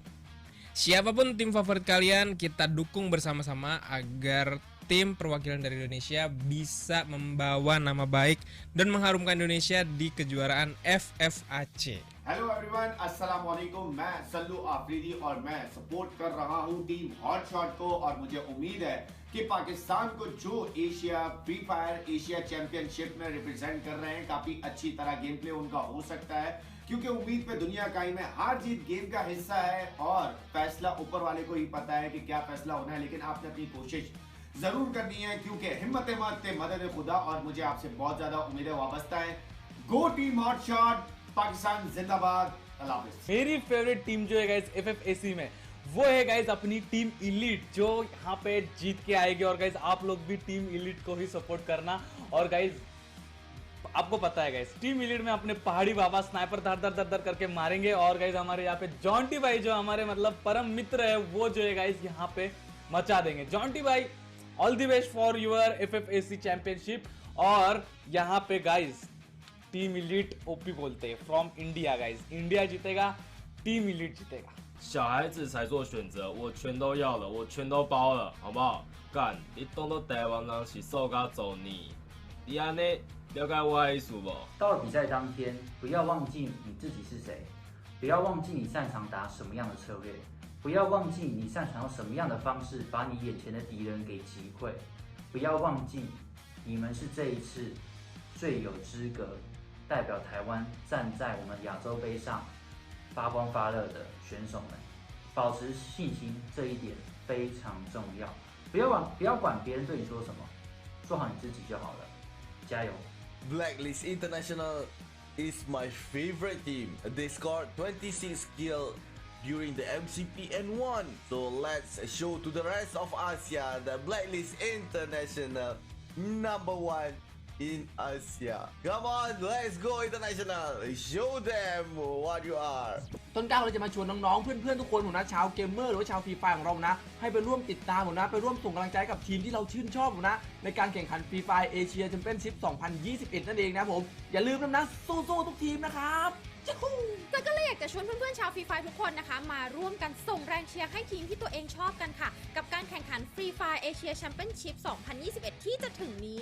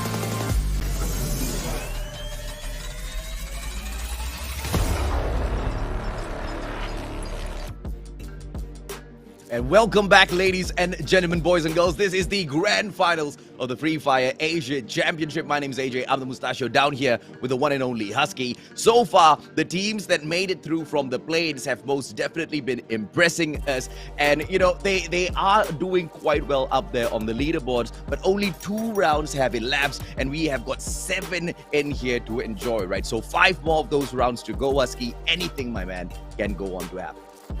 Absolutely, and we have already seen some teams really pulling ahead of the competition.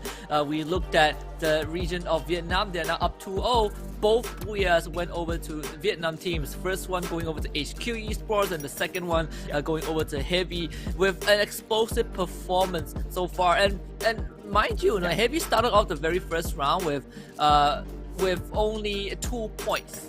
And they finished the second round in second place, just I think a couple of points behind HQ Esports. But of course, there's 5 more rounds to come. We have some front runners. We have some teams who need to put in a lot more work, like International, Team Elite, LGDS, Hotshot, just to name a few. We'll see if they will be able to kind of bounce back as we proceed to round 3, which will be Purgatory. Yeah, and you know, I'm just waiting to see whether or not within the FFAC we can have a dominant titan, right? Because if we can have a team go out there and prove themselves to really stand out from the rest of them in here, I think that's one of the biggest statements that you can go out there and make. And what a better way to make that than on the grandest stage of them all at the Free Fire Asia Championship, right? How do you set yourself apart from all of these other teams? That's what, you know, all of these squads have to go out there and figure out. Will they be playing the meta, ladies and gentlemen, boys and girls? Will they bring something different in here? Is there a strategy that we have not set our eyes upon just yet, Husky, that they're going to be showing us? Because it's all down here to the final 5 matches. And of course, we've done with 2 of those maps in here. Let's hop on over to the 3rd one before we restart those rotations. Yeah, and just something about MCP, you know, Blacklist International. This is actually the first appearance on kind of a regional stage. The farthest they've ever gone was, you know, MCP, in the both MCP 1 and 2. So this is the first time they represent the region to an Asia stage. And so far, obviously, the performance from Blacklist International has left us a lot to desire for, but they still have some chance to kind of redeem themselves and prove that they belong here. But with that being said, it is about time for us to jump into game number 3 and make our way towards Purgatory. Knowing a team like Blacklist International, you better watch out for Moat House, because that is where they love to land the most. At least in MCP and FFMC, we will see if that is going to be the case for FFAC. Yeah, I believe Purgatory is the place where you pay for your sins. So perhaps Blacklist International will be able to use that and redeem themselves for 2 unfortunately miserable rounds that they've been bringing in here for themselves, right? Ali Boy, Phoenix, Cobra, as well as Miro. You know, I'm looking to see exactly what this new combo will bring into this play. And we have to acknowledge that as well. This brand new lineup for FFAC, although they do bring in 2 star players into their team, it's still a brand new lineup, right? And now they are dropping in together with Team Elite as well. I don't think that's going to be a very fun situation. That early encounter is definitely going to be very unfortunate, to say the least. But HQ taking on Headshot, that's going to be fun. Yeah, I mean, Hotshot, the worst possible drop. You run straight into HQ Esports, who are on a roll, and you can see Hotshot, they were not even ready for that. Ibra, he is already down, and he is completely caught out in the open. And knowing HQ now with that 1 kill, Hasu, he's still looking for a weapon to work with. Zika and Anas, they were able to get some ammunition at least, but you can be darn sure that these guys probably don't even have a vest to protect themselves. But HQ Esports, they are going to take what is given to them and just play it safe. So they will back off. Hotshot gets to fight another day, but with 1 less member. Yeah, unfortunately for Hotshot, they are just going up against a team that has just been on fire today, right? And HQ Esports, they didn't really want to drop it like that second round. They wanted to come in hot in here this time round. And it's just unfortunate that Hotshot had to go up against them. 1 kill that they bagged off of them. I feel like Hotshot got off a little bit too easy there. And I kind of like that from the side of HQ, right? Not really overextending from these early phases of this match, where you can go ahead to overextend and then really pay a heavy price. So let's see exactly what they'll get. But on the side of Blacklist International, I believe, unfortunately for them, they are just going to get cornered. And Pahadi with the flank might just be the difference maker. But Cobra now just pulling the attention away so the rest of those players can start engaging first. Pahadi from afar trying to keep Cobra in his little nest. But let's see exactly how this plays out. If or not Cobra will get caught out in the open with that vehicle, Askate. Yeah, they really took the leash off of Cobra, and he is just running a mark. But look at this push, RDP taking a bit of punishment. And Zakoni, he gets knocked out by Cobra. Cobra with the roll kill is now going to give Blacklist International a bit more room to work with. RDP gets knocked again. What is going on? Bahadi finally joins in, but he has lost 2 of his teammates. And the killer, he just gonna run in, gets 1 knock. But Bahadi now becomes last man alive with only 8 HP left. Complete disaster for Team Elite, and Blacklist International will make quick work of the Indian team. The Indian teams are, unfortunately in a situation where they had to go in there, they had to take the fight because it was just way too tempting, right? I mean, Pahadi was in the perfect flanking position, and here you had a player on that vehicle out there, and we have seen how just bringing your vehicle out on for that roam just isn't the best of ideas. You get caught out in the open, you're a sitting duck, and that's the kind of risk that Blacklist International was playing. But Cobra played that so well because the motorcycle, one of the favorite vehicles in Free Fire, ladies, German boys and girls, just gave him that extra bit of mobility to make sure he can go in, get a knock for himself, and not get taken down at that very same time, right? Made it so difficult for Pahadi to hit him, use the terrain to his advantage as well. Very smartly played by Blacklist International. But on the side for Hasu, unfortunate, Ban catches him out from the get-go, and now Heavy with the flank. Are we going to be able to see Sika make it through from the right-hand side and give them the support that they need? And Kim Chun with a double nade, that's gonna spell the end for another two more members of the side of Hotshot. And I just love what Heavy did. They sent one guy up to check, and immediately he saw 2 guys hunkering down in the water tower. He backs off, he draws the attention of Hotshot, and everyone else pops up from wherever they're hiding and eliminate a Hotshot. A very unfortunate finish for Hotshot Esports. That's gonna net them an 11th place finish. Unfortunately for them, Team Elite will not be ending this round with a single point, 0 kills, and a bottom 2 finish. So again, definitely not the opening that these 2 teams wanted. The first 2 rounds for them wasn't exactly the best as well. In fact, both Hotshot and Team Elite are ranked dead bottom 3 by the end of round 2, and it seems like the result just now is gonna keep them there for a while longer. And now HQ looking to eat a little bit more, ladies, German boys and girls. Are they going to now feed on LGDS? 3 points on the board so far. Artemis now down on the ground, but that's not going to be too much of a problem for them to deal with at all. And Tyson just heals him up right back. And there you go, Artemis good to go right back into that fight. And LGDS, they've just stirred the Hornet's Nest. Let's see how that response comes through. Yeah, and versus Sky, completely exposed in the open. A 2-2 split that did not work out. They wanted to take on C-Triple-G, but the full force of the Thai squad is just a bit too much for BTS to deal with. And just like that, BTS will lose 2 members, and C-Triple-G will continue to stand strong on top of the hill. Evo's Divine not wanting to take on that fight at all. Street will be doing some recon duty, but they will have E-Arena right in front of them. C-Triple-G firing a couple of shots at Evo's Divine. It's gonna signal maybe another fight between these 2 teams.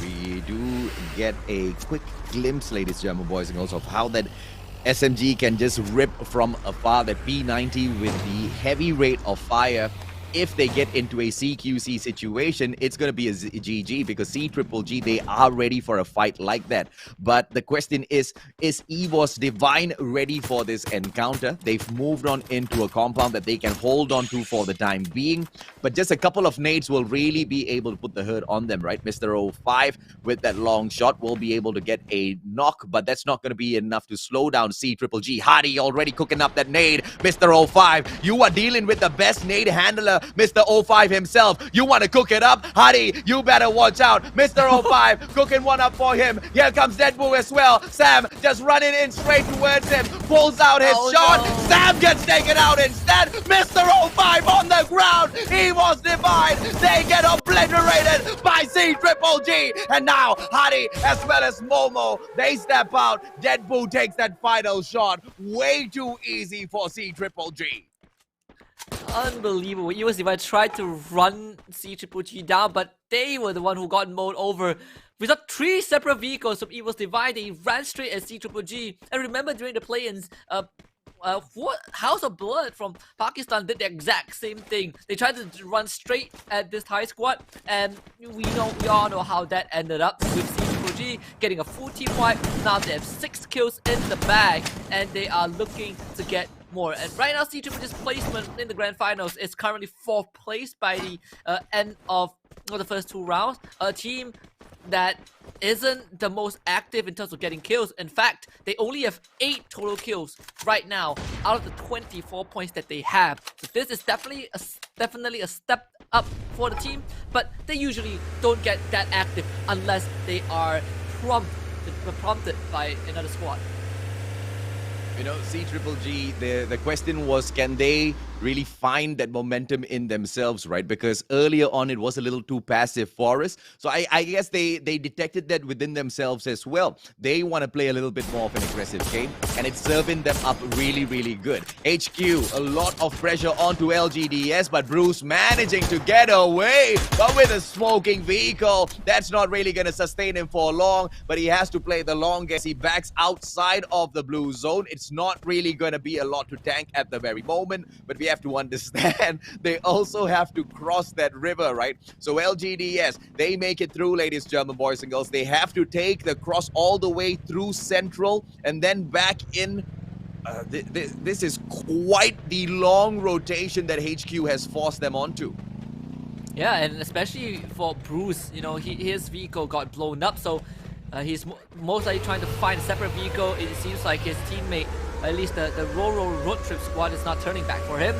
So LGDS, they are going to be temporarily split up. HQ Esports, they're actually not taking the bridge, so they might go for the zip line, and if they do, they might run into an ambush squad set up by Heavy, who is waiting on the other end. So that is going, we will see the resolution of that in just a bit, because it really feels like HQ Esports is going to take that zip line and get to mainland, which will most likely end poorly for them. Well, the Roro Road Trip seems to have completed its, mission. They are back into the safe zone, but we don't know what happened to Bruce. E-Arena, on the other hand, they are eyeing out Suzuki. E-Arena, they do have the advantage here with the position that they hold onto. But, you know, anything can happen. One misplay may just spell the end for them. But E-Arena, with all of the aggression that they've brought in here so far, they haven't really been able to put themselves in the top 5 just yet. But quite close, though, Husky. Yeah, certainly. And of course, now we have GPX Esports taking on Heavy. GPX, so far in 8th place, not really the best first 2 rounds for them. They were able to squeeze into 3rd place in round 1, but round 2 they just got obliterated right from the get-go.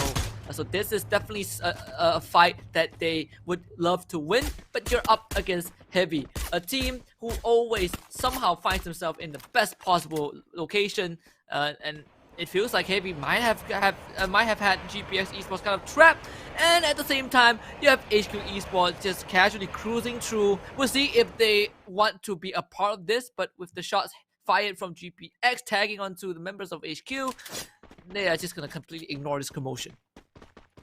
I don't know what it is, but I feel like the teams from the play-ins, they all just sat down yesterday in a meeting and they said, we are going to go into the FFAC and we're going to steal the show from the first seeded teams, right? Because these guys, all throughout, they've just been stealing the show with all of their plays, all of the aggression, and all of just absolutely what they've been able to bag out there onto the battlefield. And now, Blacklist International facing off against these two play-in teams. Let's see exactly what they will be able to bag out of this. Are they going to allow them to go loggerheads at each other and just come in as the third party? Or is this going to be a three-way battle from the get-go with just one of them stepping out?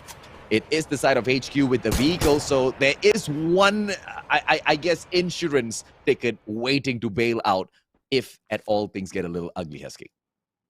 Yeah, and the placement between HQ and CGG isn't too far apart when we look at the Group A players. In fact, the only reason HQ even got first place was that they had slightly better placements. But a fun fact for these two teams, they actually finished top 3 in every single round, barring round number 6 for CGG, where they finished 4th, but they finished 4th place with 10 kills regardless. So very close contenders in the play-ins. So this fight definitely feels inevitable. You can see the GPX, they might decide to just hold this area because Heavy will have to move, and GPX, they will try their best to not let Heavy rotate too far. Heavy is gonna slowly take their time, step by step. They have vehicles to work with, and as long as they can cover their tracks properly, they should be able to cut across GPX. GPX just watching all of those players as they maneuver around the battlefield. Not really getting over aggressive with those shots. They don't want to waste their ammunition just yet. They know exactly how powerful those resources are. You don't want to be stepping into the next zone without much of those bullets on your side. And Heavy, they take advantage of that passive play and they back away from the situation. CGG, on the other hand, will not be as forgiving as LGDS now appear before them. Hardy as well as Deadboo, they are setting up this play. Brings out the glue wall first, cooking up that nade. CGG, Momo just turns around trying to nail a couple of shots from afar and will be able to take down a player from the side of BTS as well.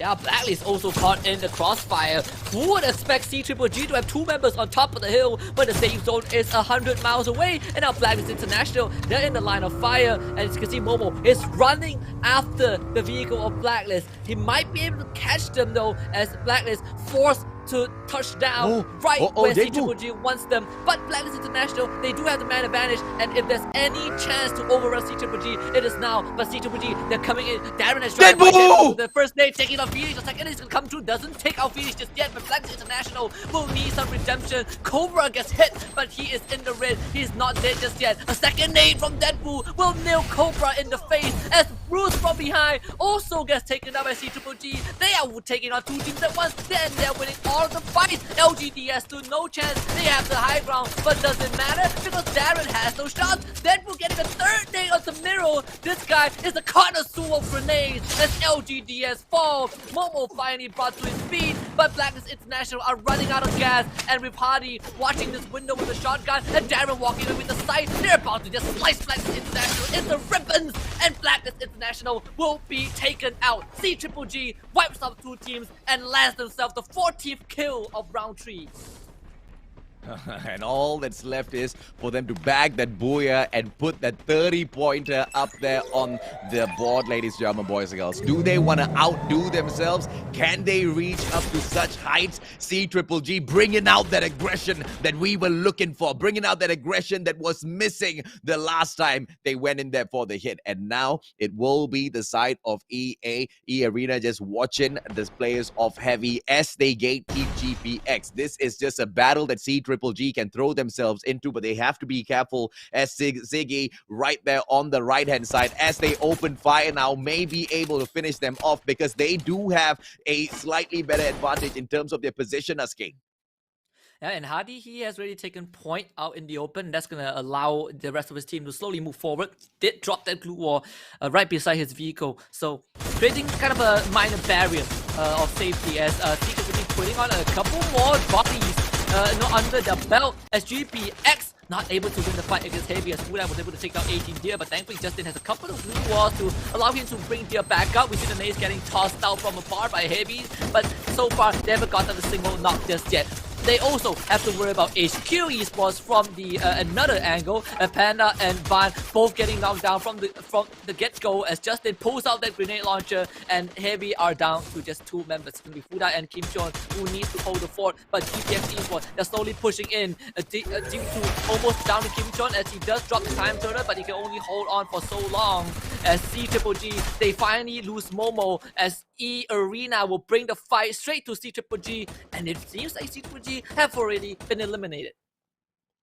But how much have they sandbagged themselves with all of those kills? In terms of placement points, they will not be very happy. GPX now taking the fight, CZG right in front of them, and the fort, the hill, is now being held by the players of E Arena. They just need to look down, allow CZG as well as GPX to take each other out, and then step in to finish off all of those players. But Fudai, he goes in for the rush and already shuts him down. And just GPX taking that opportunity to go in for the knock, and E Arena knocked out of the equation as Fudai distracts all of those players. Double, triple, quadruple nade flying out of the players from the side of GPX, and 18 Deer pulls out the LMG, and this will be that pressure play that potentially gives them that fight. But Suzuki, they've been ready for this since that first round, but it's just not their time just yet, Husky. Yeah, GPX Esports nails that first booyah in the 3rd round of the grand finals. A very much needed booyah as well. They are standing so far before round 3 was in 8th place, and everyone maybe started questioning whether GPX is the team that should be here. And even though they had a 2nd place finish in the Group B play-ins, it wasn't the most convincing one. This definitely would help put them on the board. A very clean performance towards the very end, taking on those fights as a unit. And of course, for the side of CGG, they did not have the members to hold back GPX Esports.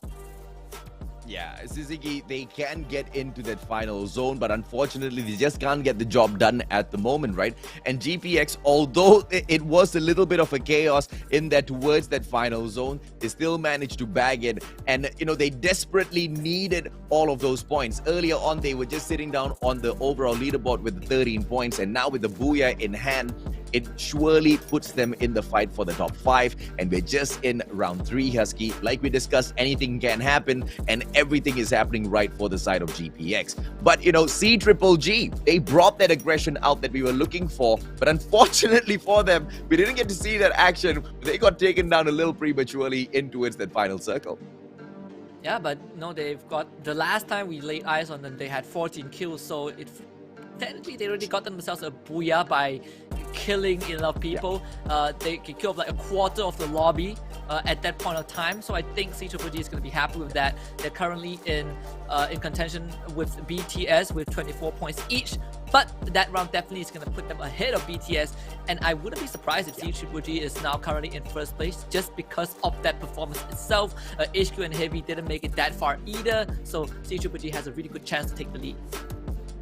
Oh yeah, absolutely right. And if they can maintain a performance like this through the other lobbies that they drop into, I most definitely will be excited to see what more they can get out there on the battlefield, right? Perhaps a performance like that in combination with a booyah. But you know, GPX, they don't mind. They've brought those solid performances through in the play-ins, and yes, they did not manage to get that 1st place because of what C-Triple-G did. But to get the booyah this time round was more than easy, right? And it will be none other than Wings picking up that 4 kills, damage on that 1068. What more does GPX need to do to bring the booyahs through, Husky? I suppose just they need to bring a bit more of a consistency to the fight. We've seen GPX do it, right? When they play as a unit, they can definitely bring in the hurt, but more often than not, they find themselves in open positions where they just got eliminated too early, and GPX's strength comes from numbers. And of course, we talked about Wings early on, and he definitely delivered alongside Justin, but the game kill leaders, it's gonna be all from C-Triple-G. Darren with 6, Deadpool with 4, and Momo with 4. A complete domination from C Triple G in the fragging department. And we did see the head-to-head comparison early on, where C Triple G has an incredible average kills, but this is a new height for them at this point of time. Yeah, Blacklist International, they took a solid fight against the side of Team Elite. And I don't know what kind of broke down in that fight, right? Because I thought Team Elite had a better position. They had that flank, but they just gave it away. Cobra was smart in terms of annoying them, pulling all of the attention away. But in terms of Heavy and how they kind of finished off Hotshot, it was a little unfortunate. A little split up. Double nades coming through from Kim Chon just made it way too unfortunate and way too easy on the side of Heavy. Yeah, and of course, Hotshot still not being able to pull out that first seed performance, at least to represent their own region. We see C Triple G taking out Evo's Divine, and afterwards dispatching both Blacklist International and LGDS. And they was playing a split fight. You can see that the coordination for C Triple G is unparalleled. They had all the angles covered, and it felt like they were not even pressured at all. And while all of that was happening, we saw on the radar Patrick from CGG was actually firing at C Triple G, and even that was not enough to stop them in their tracks. This monstrous 14 kill record set by C Triple G was definitely something to behold. Yeah, and we constantly speak about the mechanical capabilities, right? Just look at how, quick his shots, those quick scope ins and outs. It takes a lot of skill to hit that again and again and again. And you really need to do that. It's one of the ways, for example, like how you can guarantee yourself a headshot if you know exactly when to flick that cursor up, right? And then just puts C Triple G in front in the killing department, right? And that's just proven with all of them just stacking up in front. 16 kills in total. And like you said, Husky, that just shot them up to the #1 spot. The biggest buyers out of this particular lobby. And of course, GPX right there behind them. Not going to be happy at all. But I guess they'll take whatever they can get. They were looking to move on into the top 5. And I feel like this particular lobby kind of gave them that particular blessing. Syzygy, although they can't really aim for the top spot just yet, in terms of consistency for the top 3, here they are, 15 points. Yeah, again, Syzygy just keeping up with the pack. And of course, C Triple G, they got knocked out in 6th place, so only 5 placement points. However, the kill, 16 kills. I think this is the highest records of kill that we have gotten, at least for as far as I can remember, in a single round. So C Triple G with this 21 points is definitely going to put them out on the 1st place, and there they are with 45 total points by the end of round number 3, followed by Heavy and HQ Esports, both the Vietnam squads, in 2nd and 3rd, 37 points in total. CGG with the consistent top 3 finish will nail them 36th point, placing them in 4th place, as GPX Esports from Indonesia will currently sit in 5th place with 33 points. I mean, the fight for the top 5 is just absolutely stellar right now, ladies and gentlemen, boys and girls. Where did Heavy come from? Where did C Triple G come from? Where did HQ come from? Syzygy, GPX. These are all 5 teams from the plains, and they are putting the first seeded teams here to shame. And it's all about who's hungrier. It's all about who plays the best DPS out there on the battlefield. It needs to come through. It needs to be layered with a lot of mechanical capabilities that these players have more than proven within the play-ins, right? And to be able to bring in that consistency against the first seeded teams and to really take the fight up against them in the first 3 rounds is telling a lot. But will they be hit back? Will there be a little bit of a repercussion? Are we seeing a slow-paced startup? Because just like what Heavy pulled off within the play-ins, we could see some of these top dogs going in with the exact same play as well, Husky. Yeah, they better do so, because it's super surprising that all the invited teams that were directly seeded into the grand finals now occupy the entire 2nd page. It felt like perhaps the play-ins gave the play-in teams that momentum that they needed coming into the grand finals. Maybe that's the secret remedy. But for the invited teams, they really got to step up their game, right? This is not how you want the grand finals to go. Do they really deserve to be in the grand finals? If that is this case, that's a question that leaves to be answered in the next 4 rounds. Yeah, of course, right? I mean, first of all, they earned that spot by getting that first seed, but unfortunately just not able to prove themselves against those who are just hungrier.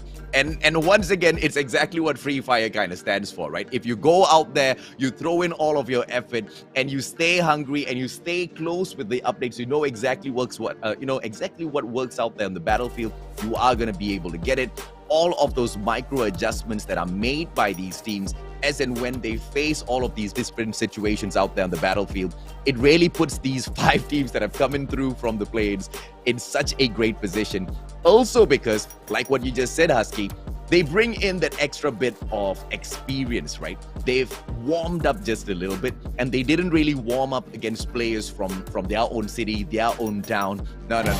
It was pretty much a mix-up as well. It was a preview of what we have for the grand finals, right? And they're raring to go. As we hit the reset, ladies and gentlemen, boys and girls, we head back into Bermuda as the flight path will be cutting through Bullseye all the way down to Porchinok, once again blessing the whole map out there for the picking for any one of these squads. Yeah, I'm surprised that the flight path has been, and the circle has been super generous so far. You know, we've seen way more brutal circle safe zones during the major and the local league, but perhaps a fair playing field for the finals of the FFAC is the way to go. I feel like for those who might not have followed the play-ins, they would think that this is the play-ins instead, just because again all the 5 teams from the players occupy the first page, and we have Evo's Divine finding their first prey, and now it's all about finishing it off, and Sammy will get the knockdown, and unfortunately the one who takes the fall is going to be the member from LGDS. LGDS, they are struggling in FFAC. I don't know what's up with the team. I mean, it's just bad luck after bad luck after bad luck, right? I mean, so far, they've not really managed to scratch up a lot of points up on the leaderboards, and they get caught out early against Evo's Divine. And what was the player doing away from the rest of his squad? I don't know if that was intentional. If that was, I've got questions, Husky. I feel like one of the struggles that teams from Chinese Taipei has been facing for quite a while is that locally they definitely have stellar performances, but when you put them on the international stage, when you put them in this case on the Asia stage, they definitely get outclassed by every other team out there. In fact, I think LGDS are in the same boat as Team Elite and Hotshot Esports, right? Chinese Taipei, India, and Pakistan. These are the 3 regions that have been constantly lagging behind. What MCP, Thailand, Indonesia, and Vietnam has been bringing to the table. You look at the finish of LGDS in FFWS. They actually finished dead last in the grand finals, even though they qualify, I believe, as a direct seed. So it really says a lot about the struggles of Chinese Taipei as a region, and it is being reflected in FFAC again. Let's see exactly what will GPX do as 18 Deer rides straight in towards the players of Hotshot. If he gets caught out a little bit early, ladies and gentlemen, boys and girls, it's gonna be an unfortunate party for GPX to now face. They don't get caught out. GPX, unfortunate for the side of Hotshot. The mobility from the vehicle allows them to get away. But even Hotshot, they don't really want the fight now, do they? Those are just warning shots to say, hey, I'm going to kill you if you come here. Please go away. We just want to get to the final circle. It's been quite the struggle for them at the moment. Yeah, it certainly has been, right? They never really found peace in the first 3 rounds. Round number 1, they dropped into Mars Electric and they got stormed by Blacklist, and Blacklist just made quick work of them. Round number 2, they dropped, and the first team they ran into was HQ Esports. That didn't go well. So this time, they're playing it safe, but a Team Elite now find themselves in the den of Blacklist International, and unfortunately, at this point of time, the members of Team Elite aren't really all together. You have Iconic on the other end, whereas, for Killer, he is with RDP, and kind of doing some scouting works. Blacklist International so far are still hidden in Cape Town. It's going to be a matter of time before Team Elite make themselves known. They have to make a lot of noise, but as I say that, Bahadi's like, no, I want to make a lot of noise.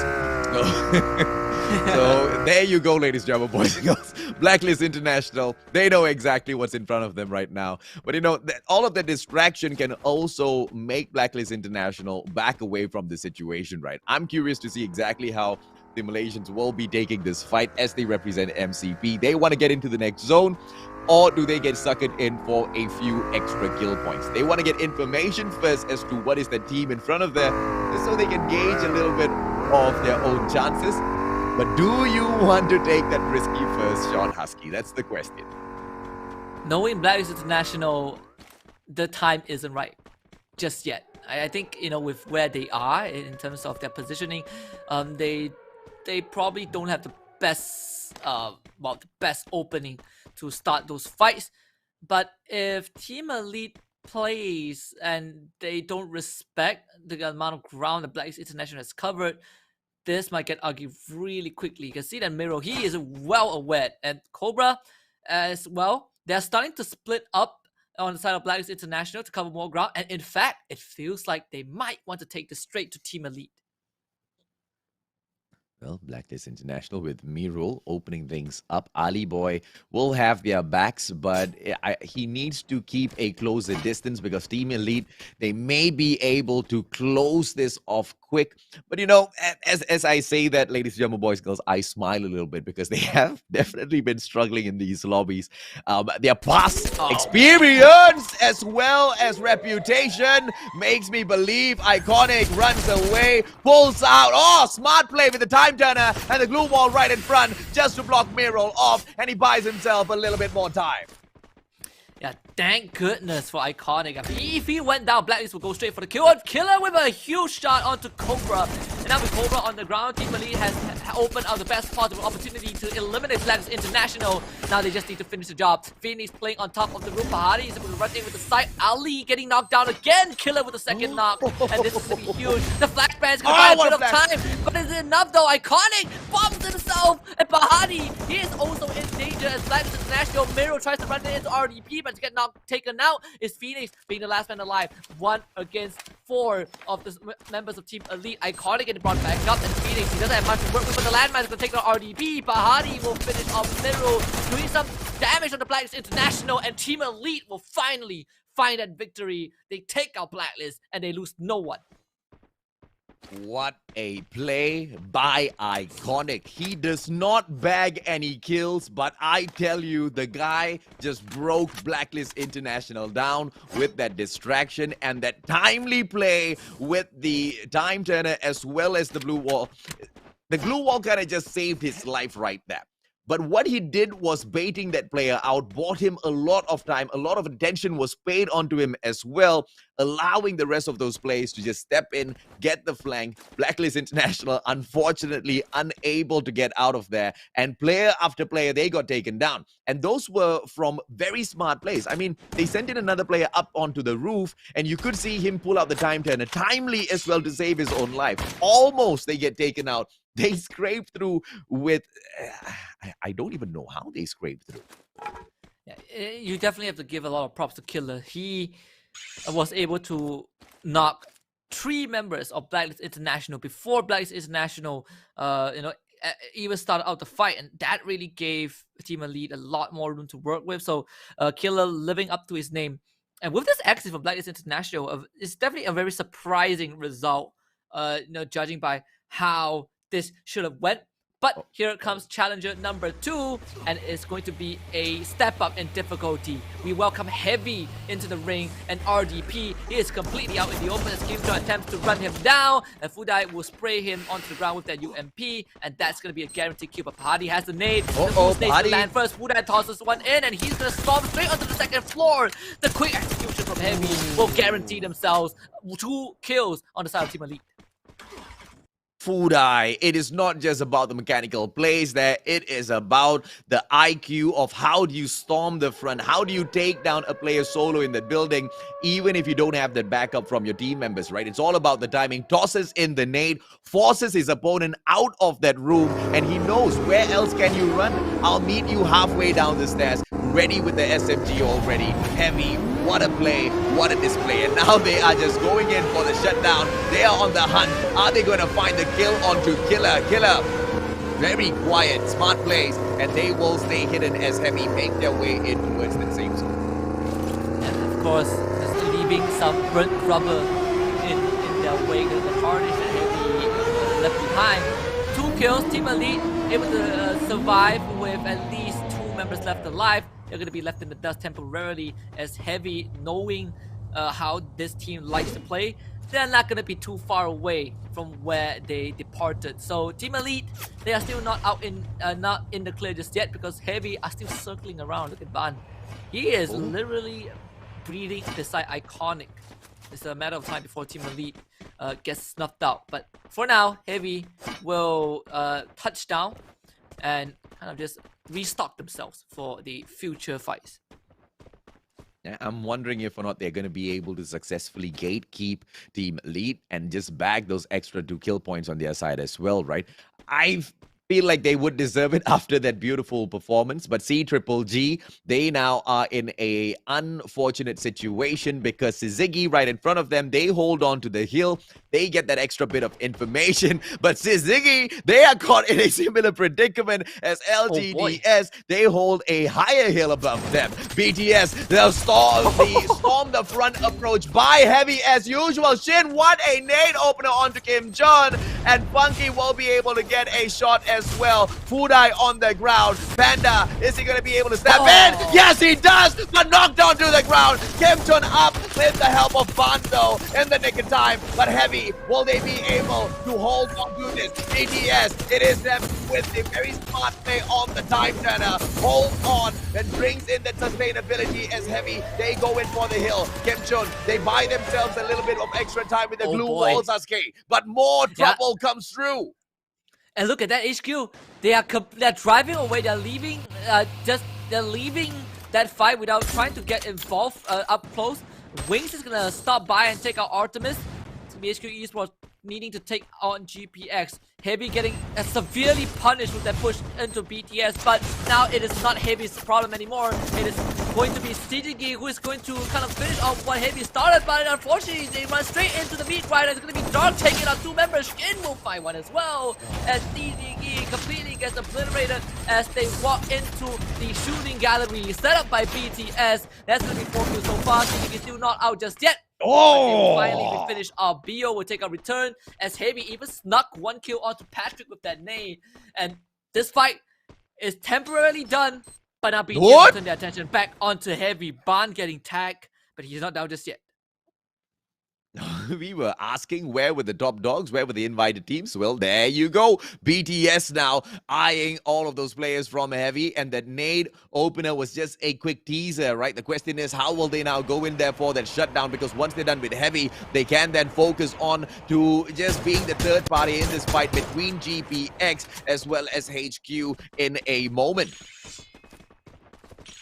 We see HQ Esports playing at Riverside alongside GPX. You have Evo's Divine trying to sneak through from the low ground, and so far Evo's Divine are undetected, but this next circle most likely will force Evo's Divine to move straight into the center. I believe this is the first time we get a circle such as this with a body of water in between it. In fact, it's going to benefit 5 teams.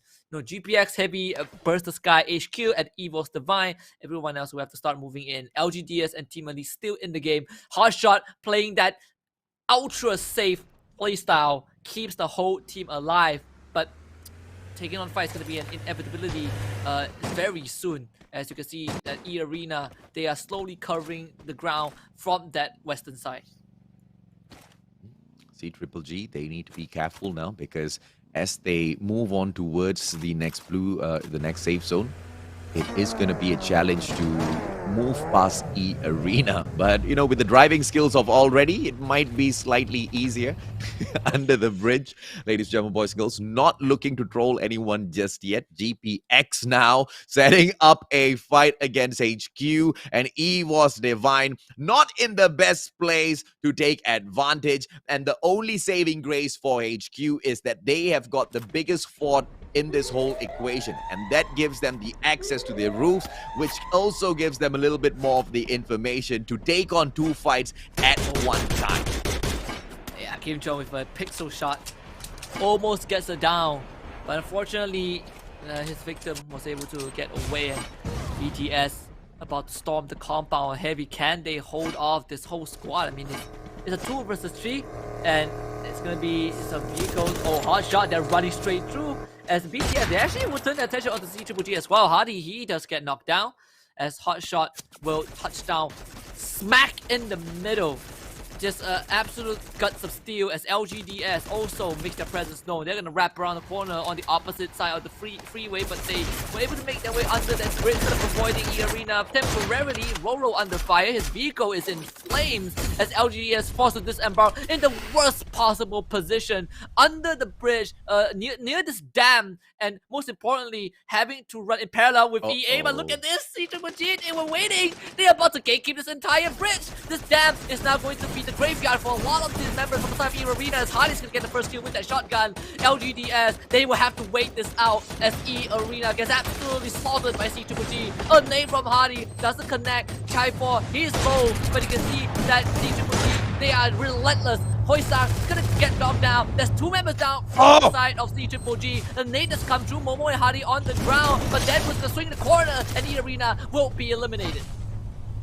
CGG, what a play. Now, unfortunately for Hardy, he did go out there and pull out the time turner a little bit early. Couldn't really defend himself. He got taken down, but he didn't really need to worry that much, right? Deadpool as well as Darren, they were alive and kicking for the backup. And now CGG, they can continue this meal because LGDS, they are just stuck right down there below them. And CGG, they know that. But the question is, do they want to bet their lives on this? Because if they go in there slow on the rotation, that blue zone's most definitely gonna hurt. They are gonna get gate capped as well, and Heavy is not gonna be making this fight easy for them. And now CGG as they try to move in. Heavy unfortunately gets Kimchon taken down, but the glue wall between them and a double one pulled out by Kimchon just to hold on. He will be able to pick Van up from beyond the glue wall. What a play coming through from those players from the side of Heavy.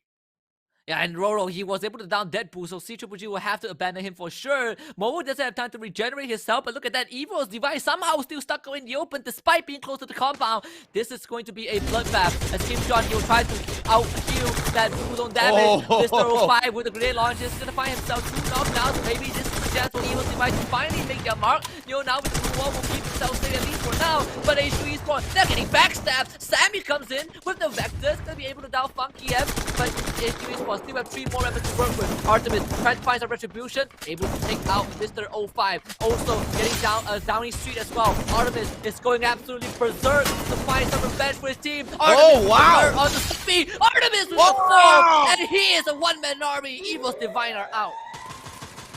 Oh, Artemis with the quadra kill feed, ladies and gentlemen, boys and girls. Absolutely glad we got to catch that because you got to watch it to believe it, man. He took out the whole of Evil's Divine all on his own. Absolute smart plays after they got cornered with the grenade launcher. And now, Iconic just solo plays on his own. GPX cannot keep him out. They have to make sure Shin does not step in as well. But from the back, HQ, they will be able to make a difference. But a nade in their way, and HQ, Tyson, they will have to back away. Neo, they pull out the grenade launcher, but Neo now unable to use it as he gets taken down by a stray grenade out of GPX. And Neo now back up on his feet.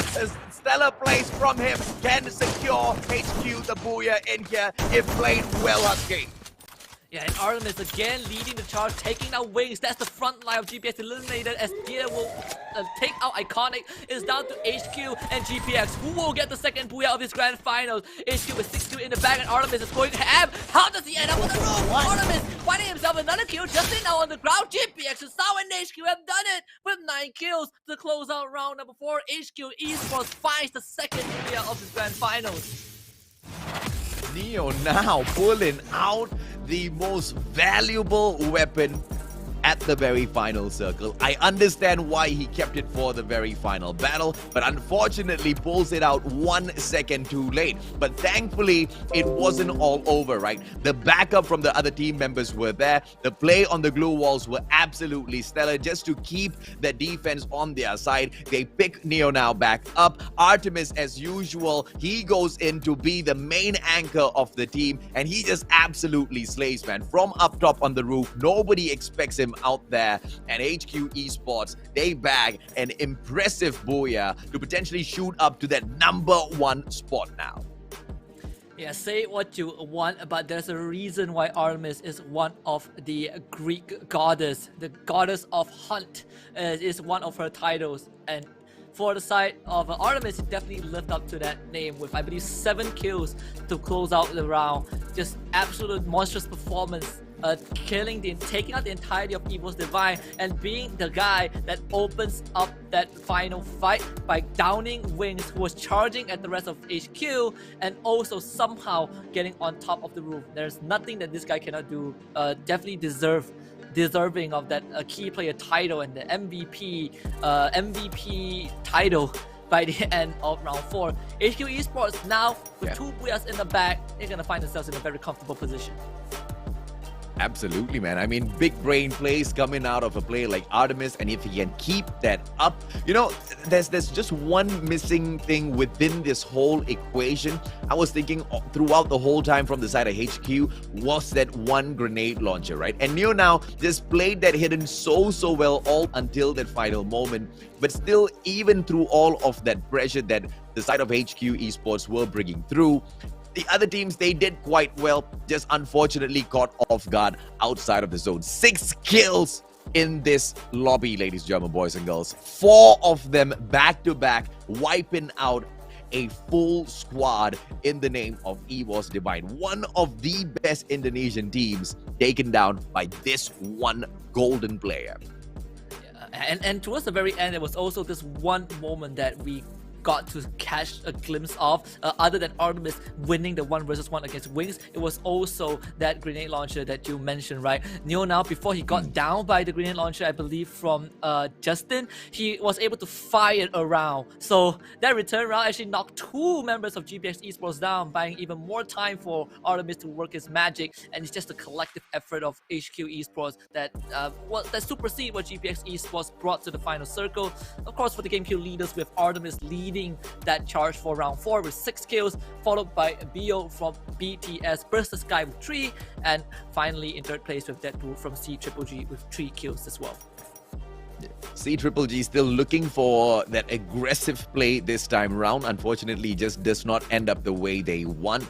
But they will take that, right? Because we have seen that these are the kind of players that just do not know when to give up. And we can expect a little bit more from them in the next round. But from the early get-go, it was Team Elite that took the very surprising push in against Blacklist International. And they managed to shut them down, Aske.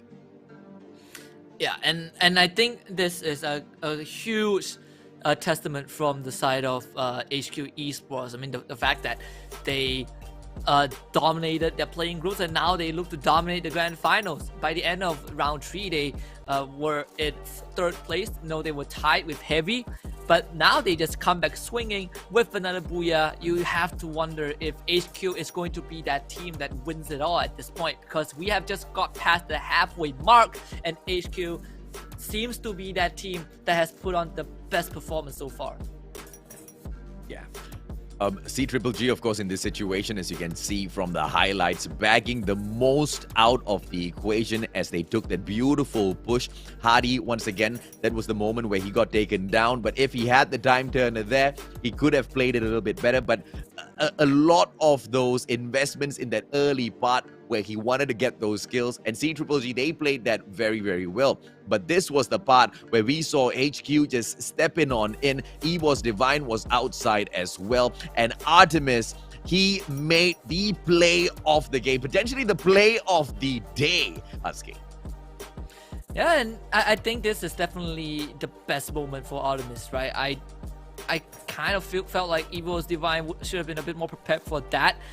Technically, it was kind of a 2 versus 1, 3 versus 1 at one point, but the trickling of the members of EVOS Divine was one of the detrimenting factor of that. And you can see this one, the fight between GPX and HQ Esports. Artemis taking the fight straight to Wings, takes him out, and from that point onwards, he gets on top of the roof and completely shuts down the game plan of GPX. Yeah, man. I mean, And, unfortunately, GPX just did not expect Artemis to poke out there. They didn't even expect him up there on the roof. But this is what we have at the end of Game 4, ladies and gentlemen, boys and girls. HQ Esports once again bagging that booyah for themselves with 9 kills, 21 points overall. But GPX hot on their tails with the 14 points. BDS right behind them with the 13. EVOS Divine with the 12 points. And, of course, equaling them, we have Team Elite. As for the rest of them, it's not too late, Husky. Still in here, game number 4. We have 2 more in to complete before we move on to our mystery map that we are still waiting to find out exactly what will go down. And apart from LGDS, Team Elite, as well as Hotshot at the bottom, some of these teams, I guess they still can hustle it up to the top if they give it their all in the final 3 rounds. A miracle can happen, I guess. I definitely think that that's a possibility. I mean, right now, HQ Esports stands at the top with 58 points, but CGG, again, not too far behind in second place, 54 points. Only 4 points difference between them and HQ. GPX in third place, with Heavy in fourth, and Burst the Sky squeezing into fifth place. So at least you have one directly seeded teams in the top 5. But of course, CGG follows closely behind. I would say we kind of can draw a line at this point, first place to from HQ Esports until EVOS Divine. That's probably where I would draw the line. Blacks International, Team Elite, LGDS, and Hotshot Esports, they are getting left in the dust.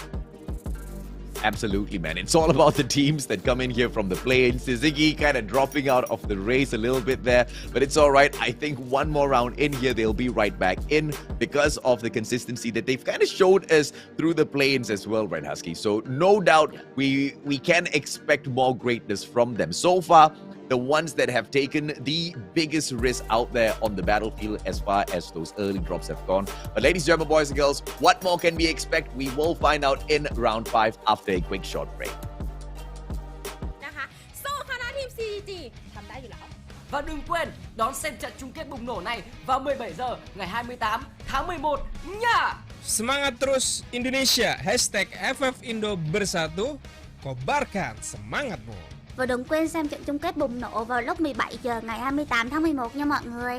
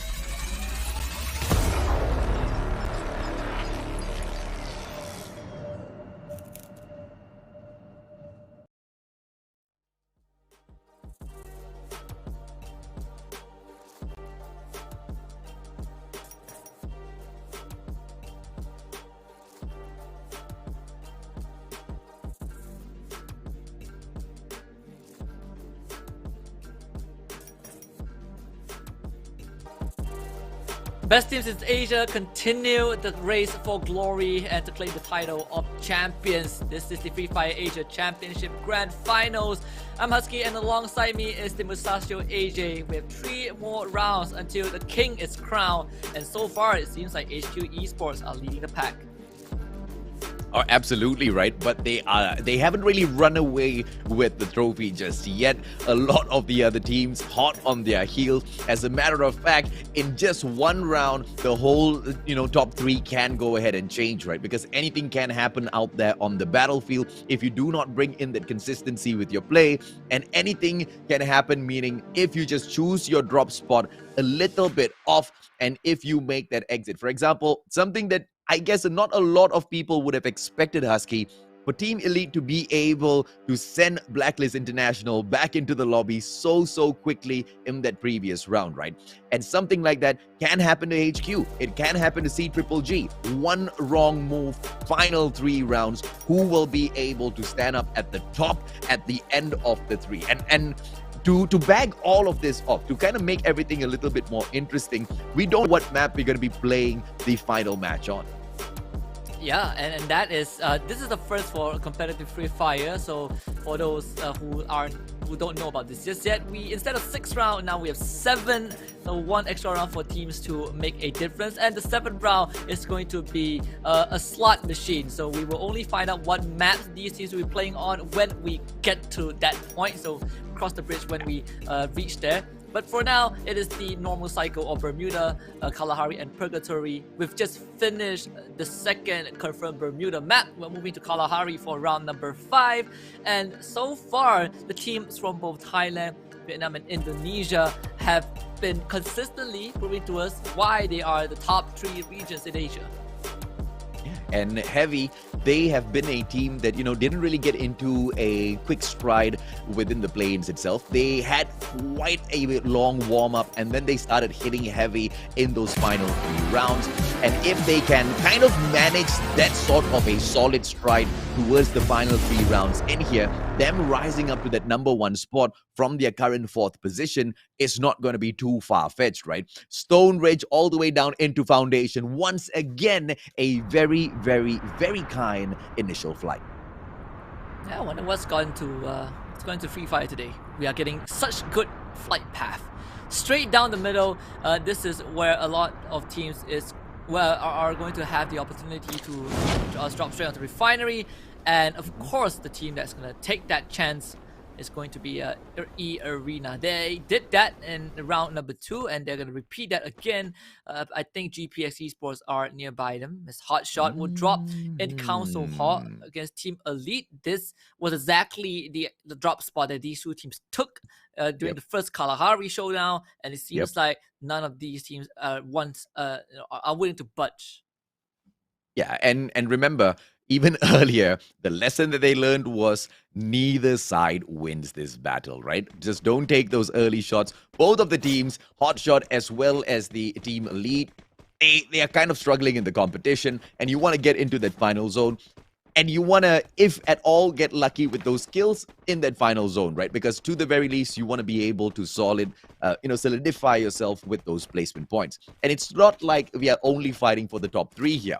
Each and every single slot within the FFAC, there's a little bit of a prize pool. So every single time you move up 1 slot, you're doing your team, you're doing yourself a huge favor in here. And that's exactly what the teams are looking out for, right? HQ, the early fights against LGDS. And I believe HQ will be starting their buffet a little bit early here, Husky. And I feel like we have also seen this before in Kalahari. The team that ran into HQ, I believe, was Hotshot. But right now, LGDS are so spread out. Roro is on the other side, and he's not even going to run into HQ. In fact, he will have to deal with Burst the Sky, as Artemis will find the first knock onto Xiaka. But because LGDS are way too far apart, there is no way that Xiaka is going to be revived. Yeah, he just brings in the SKS from afar. Xiaka, unfortunately, will see the demise in the hands of Funky M, who finishes him off. Artemis, ladies and gentlemen, boys and girls, picks that kill up, and LGDS what is going to be their setup to get out of this scenario. Yuan from afar. Funky M, is he going to be spotting him out? Doesn't matter. We'll switch our attention over to the side of Team Elite as they will try to finish off Hotshot. Hasu down on the ground. Iconic from afar. The time turner will just buy Hasu a little bit of extra time. Smart plays coming through from Anas. The glue wall being pulled down. Not so sure what he was blocking off there, but Iconic, I think he pulled out the glue wall for the wrong side. And now Ibra gets knocked down onto the ground. Pahadi, but he's low on the HP and now he's on the ground. Ibra, he will be able to get picked up, and Hotshot, they are still standing up. They haven't gone down just yet, and Team Elite, they are finding it absolutely tough to snuff these guys out. Yeah, this is a losing fight for Team Elite. They got completely backstabbed by Hasu and Anas, I believe. So losing the two members early on out in the open is basically the end of this fight for Team Elite. Now it's more about trying to survive, but unfortunately, some of them will have to go down because that has attracted the attention of Evil's Divine, and they're just waiting for those exit pickouts. And I feel like we've seen this in the previous Kalahari run where these two teams got into a fight, and both of them got eliminated afterwards, and Evil's Divine are in prime position to deal some pain. Yeah, but thankfully this time, I guess the gods of RNG put both Team Elite as well as Hotshot on the higher ground. So, you know, that's one saving grace. So they get to take each other out first before Evo's Divine comes in for the finisher. Hasu, good nade, but that just plays as a little bit of pressure. But Sika from the back gets knocked down by Killer, and it looks like Killer's going in for it, and another shot as well. Ibra from the back, a lot of pressure onto those players. Anas gives in that backup as well, but here comes Sammy with the nade being cooked up as well, and Evo's Divine, they now look to interfere and be perhaps the biggest winners of this fight. Oh, and they caught Ibra as well. Good one from 3. Sammy also takes out Anas as Evo's Divine just interferes at the best possible moment. It's gonna give them the kill onto Ibra from Hotshot, and now Team Elite, they're gonna take that opportunity to completely back off. RDP, he is out of there, and right now this is not their problem anymore. It is the problem between Hotshot and Evil's Divine, and because they're at Council Hall, Hotshot will have to run this very arduous distance around the cliff, and Sika simply cannot outrun the bullets of Evil's Divine. He will also be taken down. I just cannot believe the heavy lesson that they learn again. Just don't take the fight up against each other.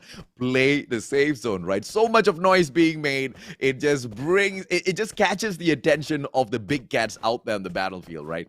And the big cats, once they detect easy prey, they're not going to be backing away. They get those easy shots. They literally get those shots onto Hotshots themselves. And Evo's Divine, with the 4 kills on the board so far, they will be comfortable as they move on in for the next safe zone. Yeah, and this is something that I think, you know, for Team Elite and Hotshot, the chances of getting, you know, winning FFAC definitely has been almost grinded to dust at this point of time. I mean, their standings, same as LGDS, the bottom 3 so far, and with Hotshot losing 3 members, and I believe Team Elite losing 2. Now this is going to put them in a very vulnerable position. But the arena, they're going to see CGG, and Nikki will be the first one to get brought to his knees.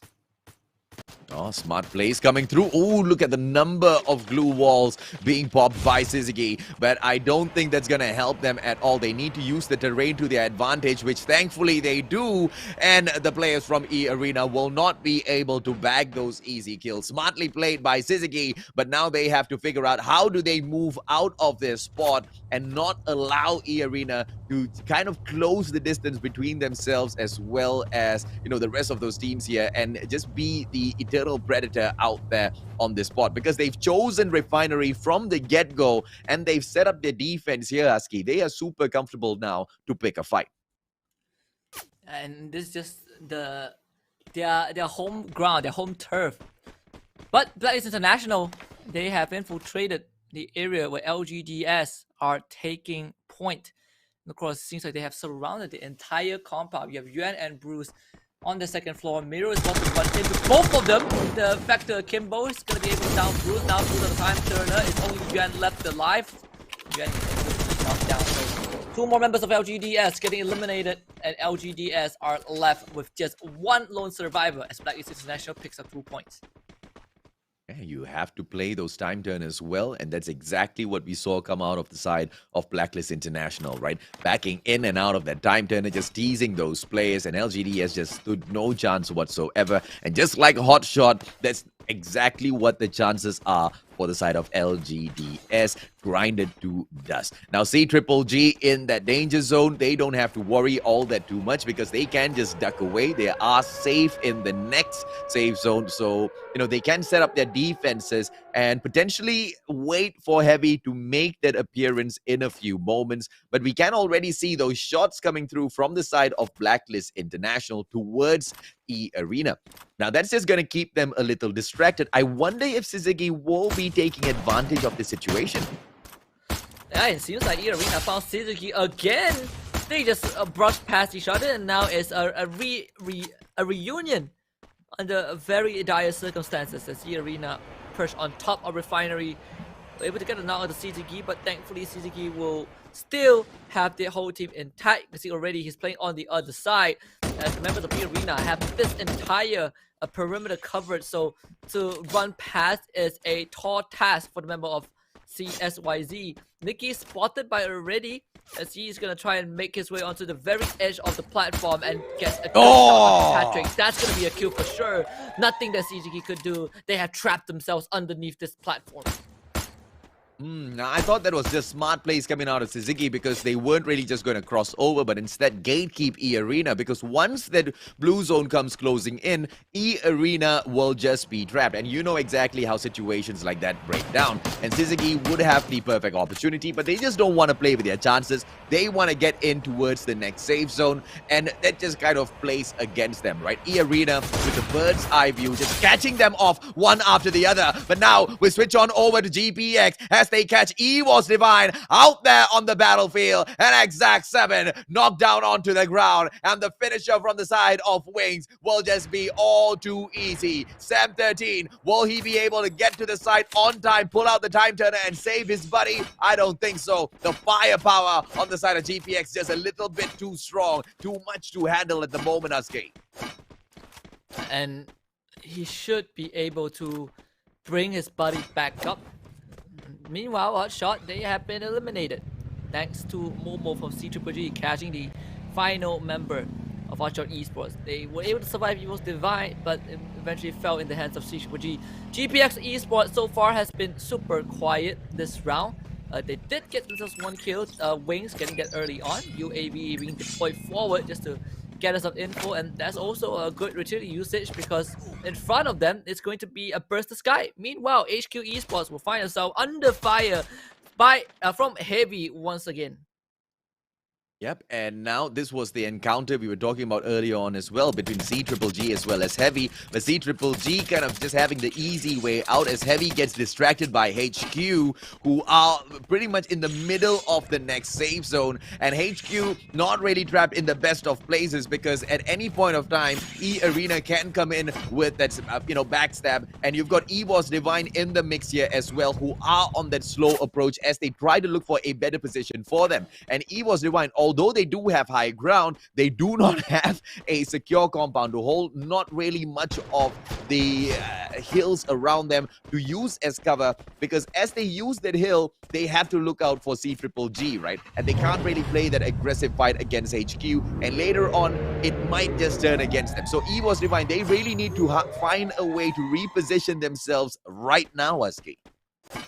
Yeah, and while all of that was happening, you can see Blacklist International was able to sneak into the circle from the south side, completely uncontested. GPX also making their move. Back Wings and the rest of his team, they're gonna drive past RDP, laying in wait in that building, being the lone survivor for his team.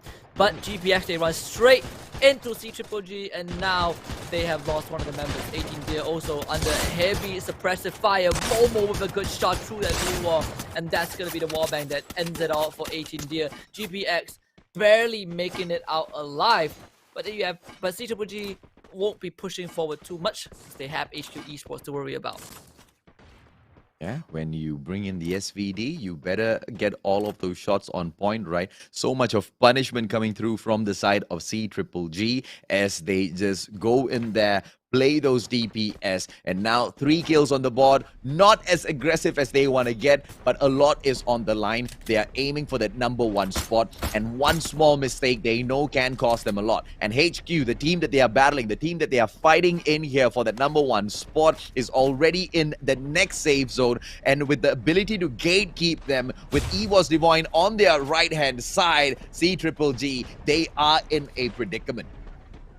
And look at that, E-Arena, they have not moved this yet, but they will have to do it right now. What? And you have BTS gatekeeping them. EVOS Divine under a lot of suppressive fire from CGG. Momo just keeping Sam 13, kind of trapped in that pocket, but CGG, they're getting ready to move. You can see the engines have been started, have been fired up. CGG are prepared to make that rotation, and this is not going to be easy. They have to worry about EVOS Divine, but most importantly, HQ Esports right in front of them at the edge, with also gatekeeping that safe zone. GPX coming in from far behind the north side. They will be intercepted by EVOS Divine most likely, as DB2 will be knocked down by the play zone first, as CGG closing a lot of distance, but Momo will be caught by a nade, and HQ Esports are prepared for this push. That's such a solid push coming through from CGG, just using the terrain to their advantage, not expanding a lot of those glue walls, which will be a difference maker in the final fight. But now they get involved in a gunfight between themselves as well as HQ Esports, and now Tyson from afar takes those shots, and they will be able to get the nade onto Deadpool, eliminates them from the equation. Artemis down on the ground, but it doesn't matter. CGG out of the equation already, and HQ Esports still alive and kicking. They are not into the next zone just yet, and up there onto the hill, E-Arena will be the ones that they now have to fear.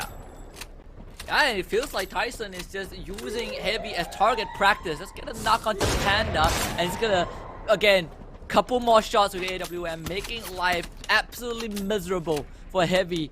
For HQ, they need to move pretty soon, and Heavy getting onto those vehicles, but they gotta make haste. Tyson getting another knock onto Kim John, and Heavy might have to start abandoning their teammates because Phoenix takes out Ban from afar. Heavy completely suppressed, and they have no way of getting out of this.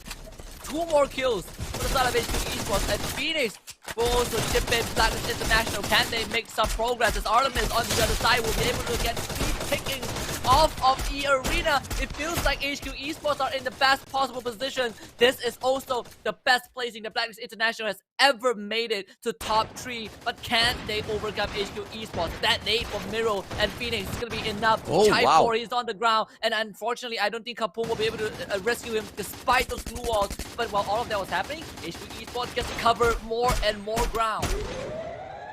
Yeah, but from the open, Artemis just taking those daring shots. Tyson now stepping out as well, taking the flank push against Blacklist International. Miro on the ground. This is just way too easy for Tyson as Blacklist International get finished off. HQ Esports secures the 3rd booyah in FFAC. This is just absolute insanity at the very moment in terms of consistency by this team that made it through from the play-in, Sasuke.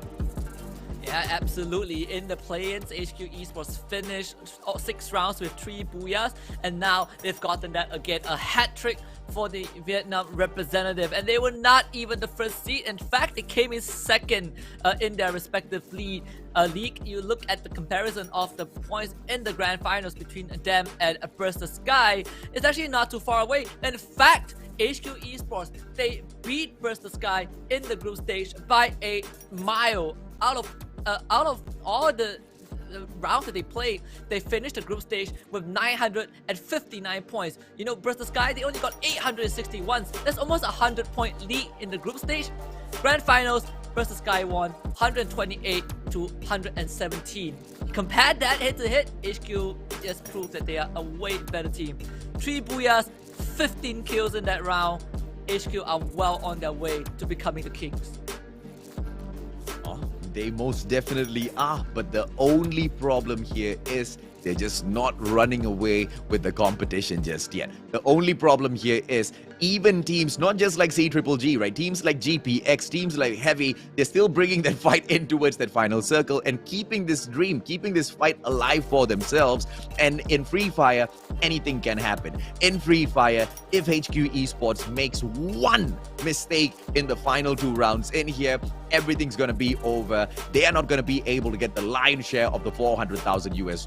80K on the line, up for grabs. Who's gonna be able to get that right? Each and every single one of these teams, they want the exact same thing, but who will be able to get it? Tyson finally getting the spotlight for himself, the key player within this particular team itself for this win of HQ Esports, Sasuke. Yeah, and this is a story of just redemption for HQ Esports, dominating their region all the way up to the final of the local league, where they fell short of Burst the Sky. But now they come in, they completely destroyed the playing teams, breaking a 100-point record with 48 kills. Coming to the grand finals, they were the team to get that first booyah, and afterwards they managed to kind of stay in the pocket of the competition, getting 7th place in second round, 3rd place in round 3, and both round 4 and 5 they came back swinging with 2 back-to-back booyahs. Of course, this is the game kill leaders with Tyson, 6 kills in 1st place, followed by Momo from CGG, and of course you cannot miss out on Artemis being one of the pack leader in terms of fragging for the side of HQ Esports. Yeah, it's hard now to not think of HQ Esports as the champions of FFAC after what Artemis has already shown us of what he's capable of pulling out on that battlefield, right? And Artemis is that CQC annihilator, and Tyson, he takes those long-range battles and he does them really, really well on the side of HQ Esports. Blacklist International, this was the first time they were able to get into that final zone, as you mentioned, Dusky, but unfortunately, they still couldn't bag that out. But it was a well-played fight in that final place against E-Arena. Yeah, and E-Arena, they took a bit too long to rotate. We can see that the entirety of the game, E-Arena were just taking point on the refinery. They were able to get some shots. They took out members of CGG. But once they started moving, the first team that they ran into was Burst the Sky. And that really took a lot away from E-Arena. Afterwards, they moved into the zone. And the first team they ran into after being crippled against Burst the Sky was Blacklist International. And while all of that was happening, HQ was having an absolute blast. Challenged by CGG, but it didn't even come close to being in favor of CGG. And the rest is history. HQ Esports finds itself in the best position, and they just picked off every other team. Yeah, and unfortunately, even Heavy, they couldn't really do much because they were pressured by the blue zone. And by the time they wanted to take that fight, it was just Tyson with those amazing snipes from afar. Way too much of pressure onto all of them. And it just allowed the side of Team Heavy to get taken down by all of the other players. Easy clear out. And, you know, from then on, it was just the side of HQ Esports just clearing house, right? Yes, we did have EA Esports almost taking out Blacklist International, but they turned things around with the help of HQ Esports once again. HQ Esports just always throwing in, just chipping into all of these gunfights, but not really putting themselves in direct line of fire, which kind of just buys them a little bit more viability out there on the battlefield. And I really like whenever they go in there for those rushes, they don't go in with a 4-man push, right? They always have their sniper holding back in the name of Tyson, and he just manages to get those flanks as to all of those other players as they run in there for that push. He bags it for the team. 27 points overall. HQ Esports, they sit down at the top with the booyah asking. Yeah, and E-Arena and Blacklist International tying with 14 points for round 5. CGG with 10 points. Evo's Divine find themselves 9. Probably one of the better performance for Evo's Divine. Heavy, GPX Esports, and Burst the Sky all sit on the second page. Of course, Hotshot Esports, LGDS, Team Elite, and CGG so far are not having much luck. But the biggest surprise definitely is SYZ, who ended the round with 0 points and a more underwhelming performance from this team that has such a good start to the evening. Oh, absolutely, man. And you know, we were talking about a team running away, and HQ Esports was saying, you know what, you want me to run away? No problem, my sir. Let me run away now. 21 points of a gap between HQ Esports as well as CGGG. And if CGGG does not start becoming even more hungry, things can get a little trickier as we move on to the next stage, ladies and gentlemen, boys and girls. Of course, Heavy sitting down in that third spot, very happy with where they are in the competition so far with the 53 points. But they have to be careful as GPX eyes to overtake them. 52 points up there on the board in that fourth spot. And of course, E Arena, although the performance in here today has been quite stellar, they haven't been able to reach up to that top 3. Although that being said, it's not gonna be a crazy fight because there's just 6 points between themselves as well as Heavy Cutter. Yeah, and for HQ Esports, they have dominated both Bermuda and Kalahari. The only map that they haven't gotten a booyah on is Purgatory. We will see if they can complete that holy trinity. But right now, you look at the position that HQ Esports is in, it really feels like unless they really bomb out early for the final 2 rounds, they are almost guaranteed to be the champions. The question is has HQ Esports won FFAC? Can any teams catch up? Because we have 2 more rounds left. It just depends on how hungry these teams are, because we know HQ Esports right now, ladies and gentlemen, boys and girls, to a certain degree, they take the mid-section of that map very, very fast, right? They play this safe, and all the time when they go in there to bet, pretty much when Syzygy has placed that same bet as well, they manage to bag it. The safe zone, unfortunately today, or fortunately, is pretty predictable by these teams. And HQ Esports potentially might play for the exact same strategy, right? So maybe we can see CGGG going in for the very aggressive early rotation in towards that mid-section of that map. But I don't foresee them dropping in for that mid-play though.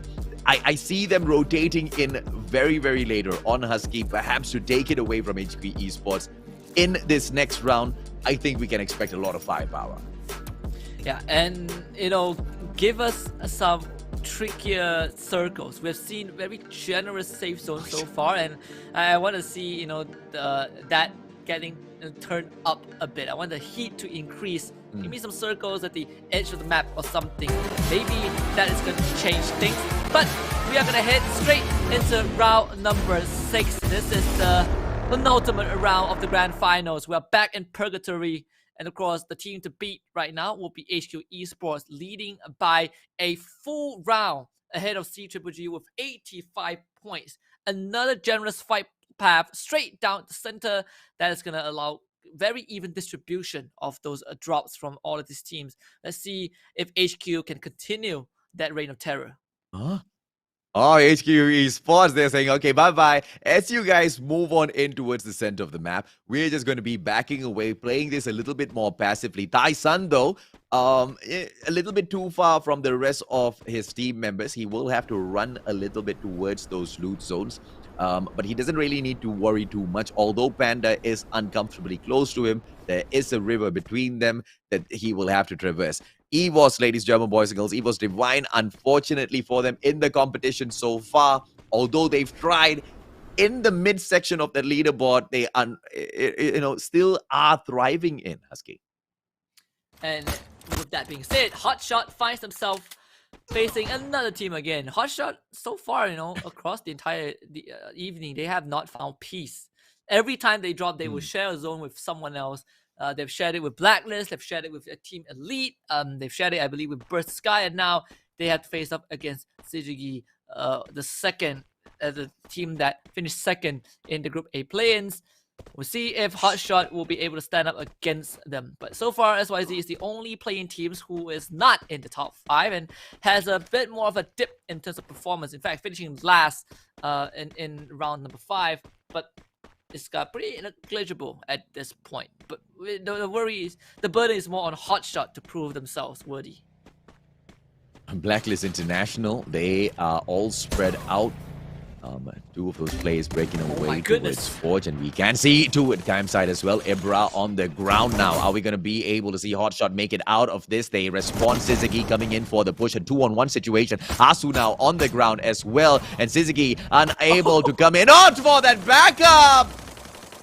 What a ride through. Nikki drops Anas down onto the ground with the tuk-tuk in for that run over as well. And Suzuki, they just clean out the house, leaving Sika all alone. And he will run as quick as his feet can take him, but I don't think he will be able to get very far. Yeah, knowing where Suzuki is from, if they start driving a tuk-tuk at you, you better start running. Hotshot Esports didn't get the memo, so two of them got dropped. Thanks to vehicles, and Hotshot, they are done for the round. At least in terms of being able to even retaliate, they only have one man left alive. Where's the Sky?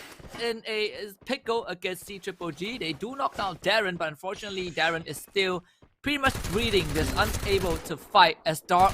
He's also going to be a drop. Momo with a good peek, getting two knocks on the side of BTS, and the only one left standing is Shin, and Hardy is looking for that finisher. The time turner will stand for a while. Shin drops a couple of blue walls, but here comes Snake over the top, doesn't connect this yet.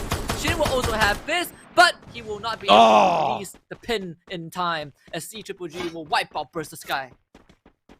Well, we know exactly what C-Triple-G is aiming for, ladies and gentlemen, boys and girls. Lots of kills early on in these rounds, and it's just not the time for anyone to step in front of them, right? And unfortunately for each and every single one of these teams in here, HQ Esports, they're just bringing out the worst in C-Triple-G. We've seen passive plays from them, we've seen those aggressive plays, and they can play it either way. But one thing's for sure, they always make it through in towards that final zone. This is that one team that knows their placement all throughout that map at any point of time, and the rotations in towards those safe zones are exactly what they're well known for, right? In Lumber Mill so far, they are just outside of that next zone, but nothing to worry about at all. But when they make through, it would be either Suzuki or Evos that steps up in front of them, and potentially just more eating time. Sika from afar. Is he going to get caught in the crosshairs, Husky? Oh yeah, Sika, he's just hugging the edge of the island. I think for C-Triple-G, they can either cross the bridge like you said, or take the zip line. Either way, it is not going to be a problem. I mean, Sika, he is. Sika. Yeah, he surrendered himself to a fate of a nomad. I mean, what can you do, right? Don't have much to work with. Yeah. Yeah, he's reached dry land. Man. Imagine that one house is heading towards. Oh my goodness me, Darren. Come on, Darren. Don't do this to Sika. The guy just got out onto land. And Darren now, just playing that information, just forces Sika to just run back from wherever he came from. Poor guy. Yeah, you know, Sika wanted to head towards the shelter. And then he hears the vehicle and he's like, well, I guess not. Well, it's okay.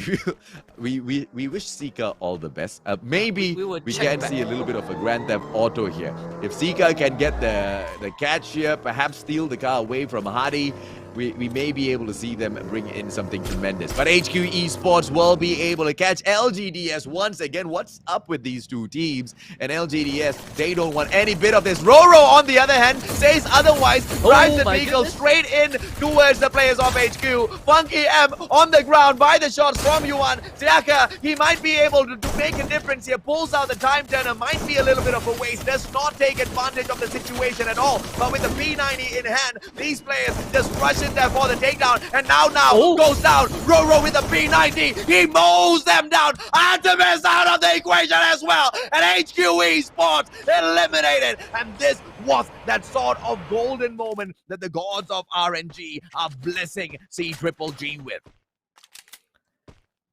We literally just talked about HQ Esports needing to have an absolutely tragedy of a round to, slip from the leaderboard, and the team that delivered that was LGDS, a team that we kind of already counted out by the end of round 4. They still have a long way to go and most likely won't make it to top 5, but man, you take out HQ Esports, that is going to really leave a mark, a sour taste in our current pack leaders. And now they have got the farmers on their hand, the MP5s, just decking themselves out with the SMG because they know exactly how salty those battles can get. Close quarters combat, especially in a map like this where you've got tons and tons of buildings. You don't really know exactly where that final zone is going to be. And if this is the sort of that final zone that they might have to encounter later on, those close quarter combats, those SMGs are going to be very, very handy, right? But of course, as we take a look at the side of E Arena, as well as EWOS Divine, the question is which one of these two teams are going to be dropping, right? Because in the previous round, they were quite close to each other.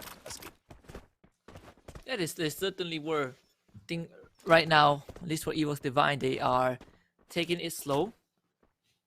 Surprisingly, no teams nearby. I believe EWOS Divine are completely left alone. They should have an easier pathway into the safe zone if they're not already in there yet.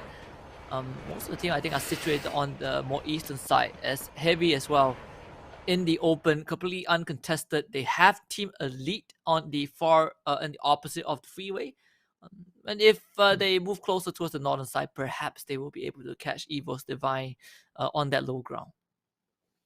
Yeah, just behind EWOS Divine, E Arena was there. So if Heavy starts this fight from that high ground and EWOS Divine start responding, then it's going to be a GG for EWOS Divine, right? Because a lot of information will be given away to E Arena.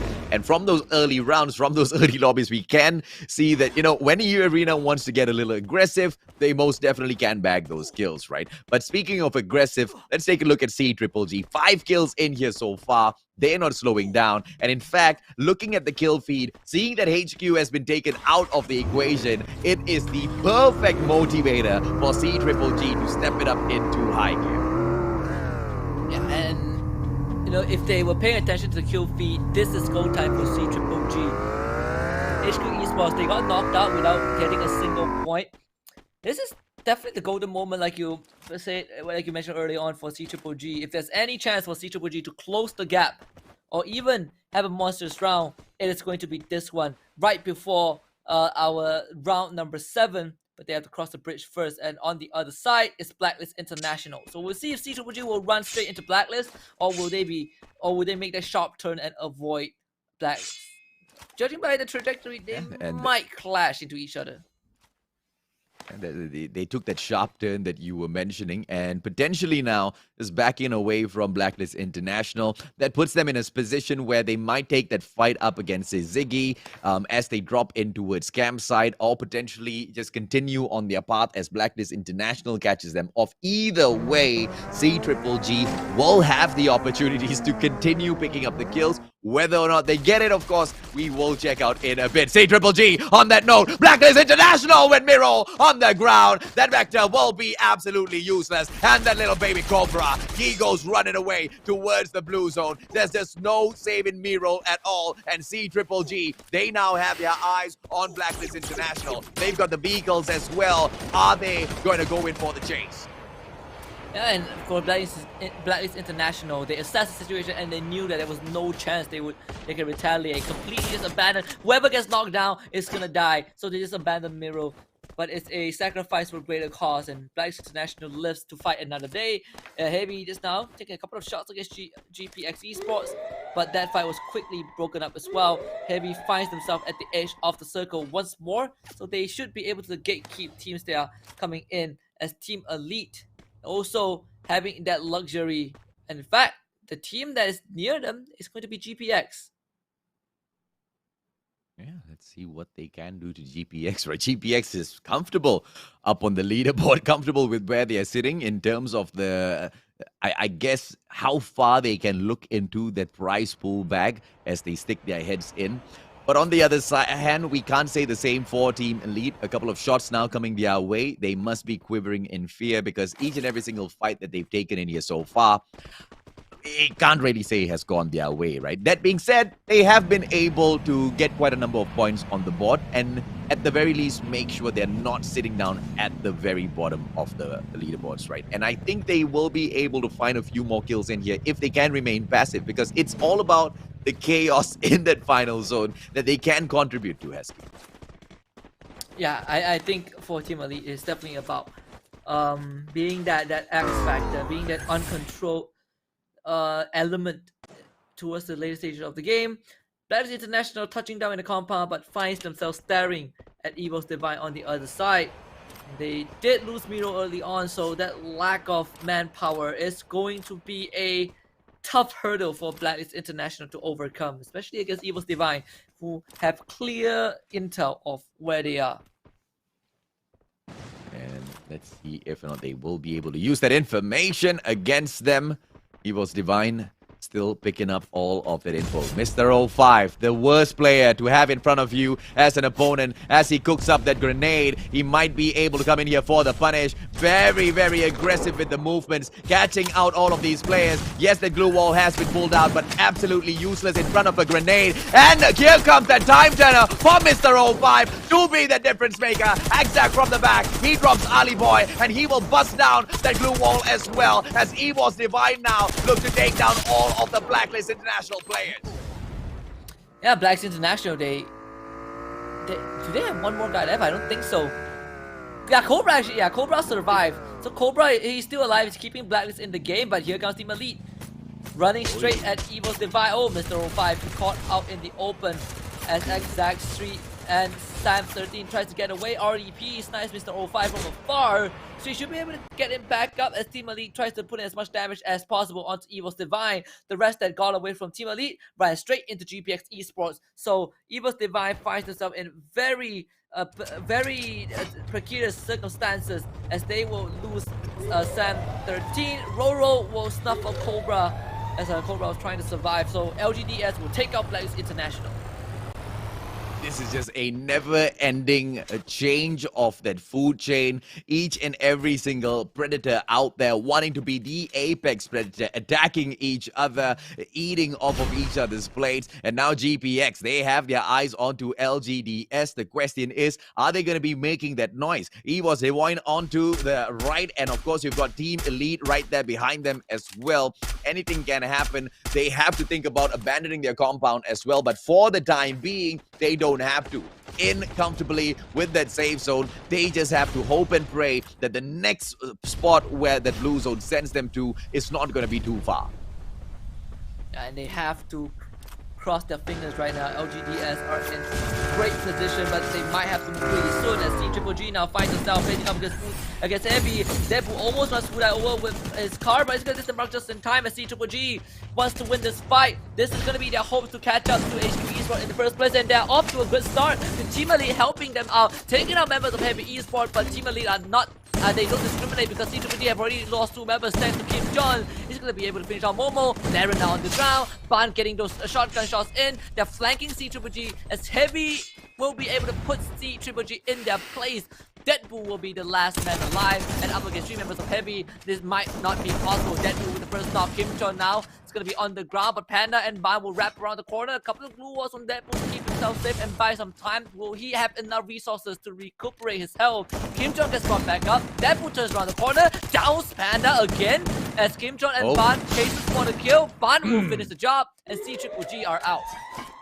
Yeah, smart plays coming out of Deadpool, but unfortunately the numbers game will catch up with him. But we switch on over to Evil's Divine as they take the fight up now against the one and only EA. But they will be able to overpower them with those numbers. Evil's Divine, but as I say that, straight on the ground, and Exec cannot do anything. EA, Kapom does not lose his life. What a turnaround for already as Hoi Sang drops in as well with the Vector. And Evil's Divine say goodnight and bye-bye in Game 6. And now Team Elite right in front. Are we going to be able to see E-Arena back it against them as well? LGDS still alive and kicking right in front of Heavy now. The Ziggy taking that fight up against GPX as we set up the final circle escape. Yeah, LGDS is going straight into the open and right into the crosshairs of Heavy as this circle is the most centralized circle we have ever seen. No teams are safe. Iconic has the grenade launcher in hand. He was able to drop Chai 4, but in the meantime, Team Elite, they will be able to retaliate as Heavy wipes out LGDS.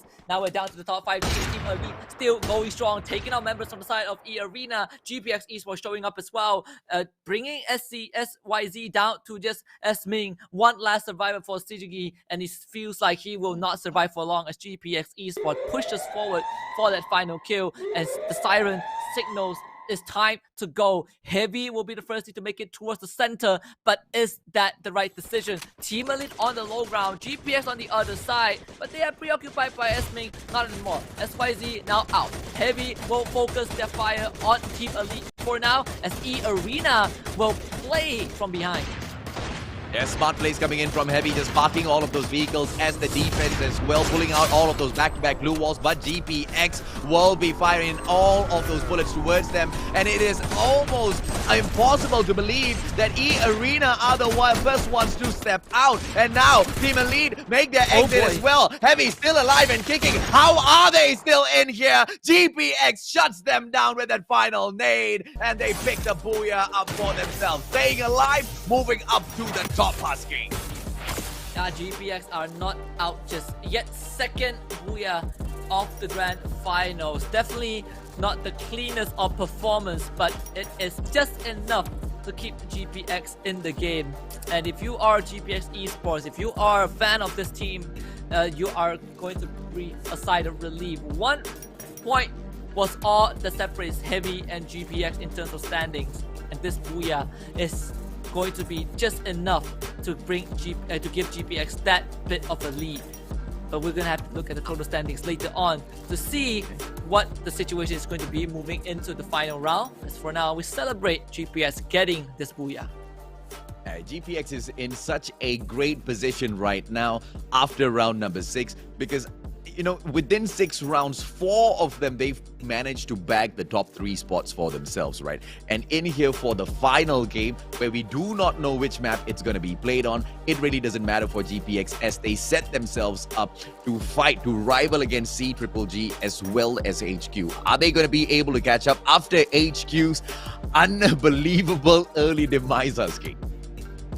Yeah, I feel like this is all a setup, you know, for round number 7. It would be a shame if HQ wins the whole thing before we get to that point, right? But this is gonna put GPX, Heavy, and CGG so much closer to HQ Esports. And what better way? The top 5 is actually, you know, you can even count E Arena into the mix, even though E Arena are a bit too far away to get first place. But the top 4 is CGG, Heavy, GPX. So everything is now aligned. The stars are aligned for that round number 7, and it really is down to the wire. Yeah, and once again, the players, the teams from the play-ins really making a mark on the FFAC. It's not about those invited teams. It's all about who's more hungrier than them, who felt like they deserved the spotlight, who felt like they deserved that number 1 spot. And of course, it's not just a matter of thinking they deserve it, but more of a matter of going out there onto the battlefield and proving that they deserve the spotlight, the limelight, right? And they've managed to bag it for themselves. I mean, how many times have we seen the players from the side of GPX, CGG, as well as HQ be in that highlight, in that just spotlight place, right? Key player this time round, of course, from the side of GPX, as usual, Wings. Once again, in terms of consistency, GPX has been solid, right? Out of the 6 rounds, placing in the top 3, 4 out of 6. And Wings has always been consistent throughout all of those 6 rounds with the support play that he brings in, especially with those long-range engagements that he takes against those other teams, just to keep them away from the scenario. And once those team members start coming in, we can see him always just backing up away from the squad, just to give them that backup from afar, and just remaining to be that dangerous player on the side of GPX, Husky. Yeah, and I think for GPX Esports right now, they are definitely it's definitely a boost in confidence. It's a momentum that they were desperately looking for up to this point. It felt like perhaps they will not be able to catch up after round number 5, but with this newfound booyah, it's gonna light something up in them. Perhaps this is just the beginning of GPX's miraculous victory of this FFAC Grand Finals. The game kill leaders, Ban from Heavy with 6 kills. We saw Wings, GPX on 2nd place. take a look at the highlight reels. There's a lot to unpack for this round, but most surprising of all was definitely HQ Esports dropping to LGDS. Yeah, most surprising to me throughout this whole journey within the FFAC itself is to how fast time has passed, right? I mean, from the start of the day, we were like, okay, 7 rounds. It's a lot of rounds in here for us to go through. But it just seems like the action's just coming to an end all too fast. So much of action in here that we've been able to enjoy, especially because of teams like CGGG as well as HQ that have been able to show us those consistent battles and the strategy that they pull off in all of these fights, almost similar, right? You bring in the aggression and you have to pull the trigger at the right time. And it's all about bringing in the right artillery to all of these battles. But HQ Esports, this time around, with them kind of underestimating LGDS, they spotted them out, they got that initial knock, they knew it was them, and they overstepped their boundaries, and they paid quite a high price for that, Aske. Yeah, they certainly did, and I think sometimes, I guess, at least for this case, it is an isolated incident, as they felt like they could have won that fight, and they went for it, but it just didn't pan out the way that it did.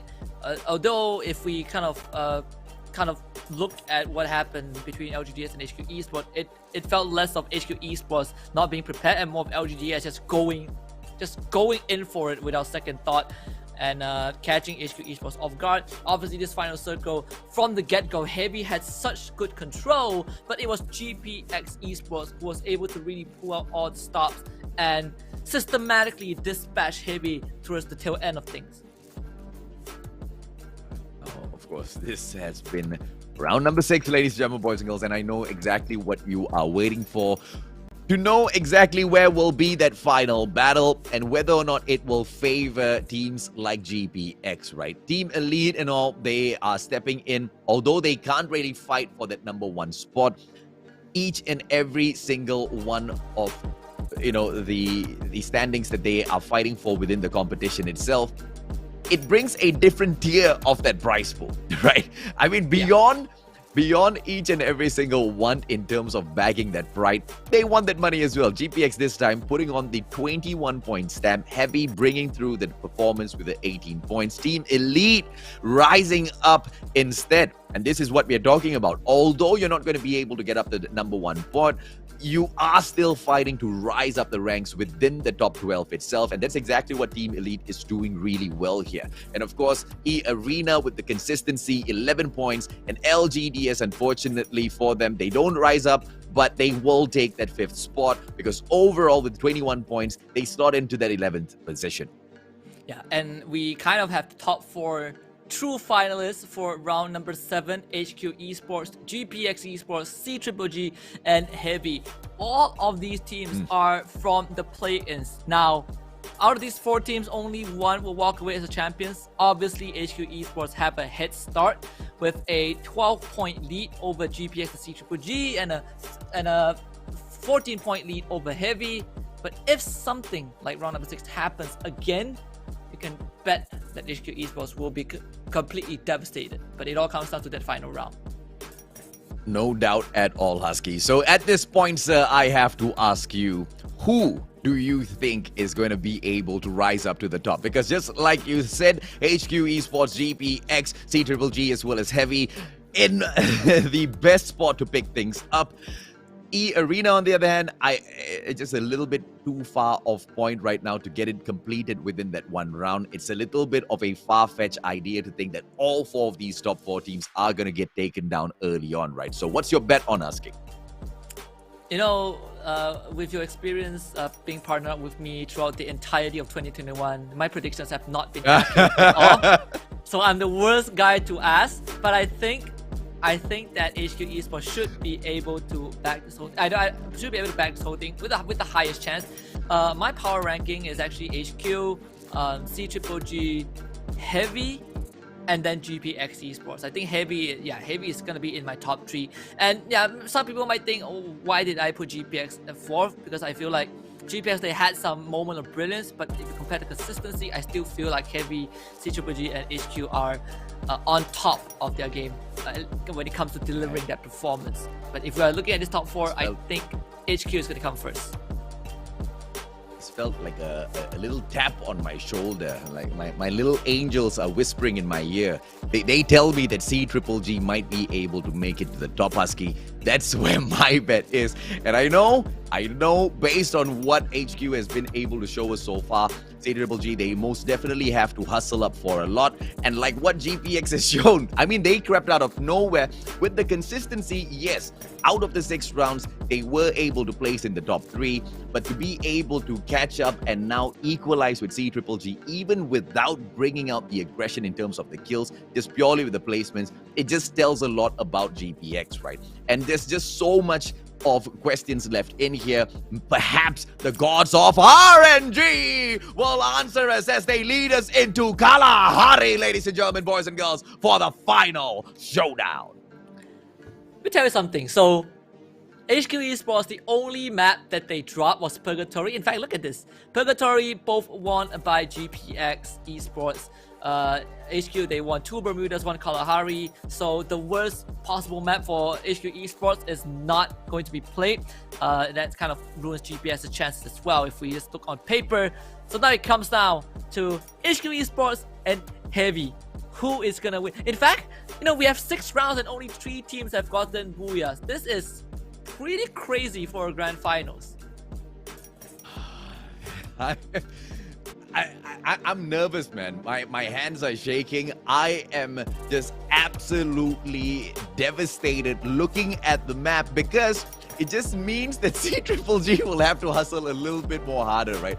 At the very least, it was not Bermuda, because if it was Bermuda, HQ Esports, they would be all too much delighted. But that might have just played against them as well, because when you get a little bit too excited, just like what happened to them with that fight against LGDS, that might just be what, just kind of just sends them back into the lobby a little bit earlier, giving space to teams like Heavy as well as, GPX and C-Triple-G to catch up. But as we hop on into the next matchup, we have already made our predictions. We expect you to do the same as well in the comment section, ladies and gentlemen, boys and girls. Final battle, don't forget to hit that like if you haven't just yet. Share the stream out as well to invite any of the survivors who haven't just joined us for the final battle, because it most definitely is going to be lit. Yeah, it comes down to the final 20 minutes of this evening before we finally get to see who the Kings of Asia is going to be. We came into FFAC thinking that maybe a team like Phoenix Force from Thailand is going to show up. That did not happen. They didn't even qualify from the play-ins. In fact, we have HQ Esports coming in with a vengeance, completely dominating the Group A play-ins in their local leagues. They were the best team. They lead the group stage with almost more than 100 points, and now they've completely beaten down their rivals First Sky. BTS is not in the conversation anymore, and the only thing standing between HQ Esports and Glory is 1 round on Kalahari, a map which they did win just now to get their 3rd Booyah, and we'll see if HQ can repeat that again. A slightly different flight path this time from the east to the west, but we still cut right through the refinery, and that's where E-Arena is going to most likely drop to. Yeah, absolutely, man. And of course, very, very lenient in terms of allowing the teams to pick wherever they want to spread out to on that map, which just means that the likelihood of those early engagements go down. But C-Triple-G as well as HQ Esports at the maze. Let's go, Husky! Oh, this is it. If HQ dies right now, C-Triple-G will have a great chance of winning the whole thing. And can they hold on? Artemis is already down. Darren with a good opening. Oh, this is all planned. Now he's also going to be dropped. Oh, C-Triple-G with the best possible opening to the final round of FFAC. They will find 2 quick kills, make it 3. Tyson is out as well. Funky M, where did you want to go? Because Hardy would turn the corner. Funky M was able to get 1 drop, but he didn't get as much point as he can. Funky M is now HQ is obliterated by the worst possible team. Is C-Triple-G putting it on the board. And this is what we were talking about. In the previous round, I expected C-Triple-G to go hunting for HQ Esports. Didn't happen then, but it had to happen eventually. eventually, C Triple G, they find early blood, and what do you know is the best blood of its kind, of HQ Esports. Those that lead, those that look to dominate the leaderboards are no longer gonna have a good standing in here, but they've managed to draw a little bit of blood, and they've dropped Hardy out of the equation from the side of C Triple G. So although C Triple G is very happy with this outcome, they are still hurt. They have to be careful as they make their way in towards that final zone. Yeah, and all throughout the entire grand final, C Triple G never shared a zone with HQ. Up till this point, it felt like for C Triple G, they just wanted to go big or go home. They know that if HQ gets a good start, there's no chance that they can catch out. So might as well wing it, and they get the best possible result. And what did I tell you, AJ? I told you my predictions are never correct. The moment I put my bets on HQ, they get wiped by the one team that has the best chance of winning the grand final. So my record as the Cursed Prophet stands, and I believe if our friends, if Danny and Holla are watching this, I'm gonna be meme for the entirety of 2022. But so be it. HQ Esports are no longer in the running. It's all up to C Triple G, Heavy, and GPX. I feel bad for both HQ Esports and you. I feel bad for HQ Esports because I'm not competing for $80,000. Okay, the only thing I'm competing, I know, right? I'm competing for my reputation and my prediction, but it's not worth as much as the prize pool. But yeah, it's now unfortunate. It's super unfortunate. That's been my word of the day, by the way, if you've noticed. Unfortunate, because a lot of unfortunate events are unfolding onto the battlefield, and that's just how I feel in my little heart of hearts. Unfortunate again for Street as he runs straight into BTS. What a situation! And now Street coming in for the chase, and he falls down instead. What chaos as Evo's divide. They do not take this fight well. BTS spraying them down, taking the fight up against them. Dark backs away, gets knocked out, but a good trade onto Mr. 05 sets them up for display. I was about to say that Burst of Sky almost mastered guerrilla warfare because they pop out from the trenches and they almost they caught Evos by surprise, and that's gonna be Shin. Oh, Mr. 05 turns the corner, exact as well, taking out Shin from behind, and that's a ceremonial. Wow. I thought he was gonna dance, but Evil's Divine wipes out Burst of Sky. They did lose Street, and it was all exact. Guy got a quad kill as LGDS finds themselves staring down as CZG Patrick able to turn the corner and get his teammates topped up. Meanwhile, LGDS are so far from each other, and Siaka, he is right beside Ali. Where's the rest of Blacklist? They are not there. That was what I was wowing at.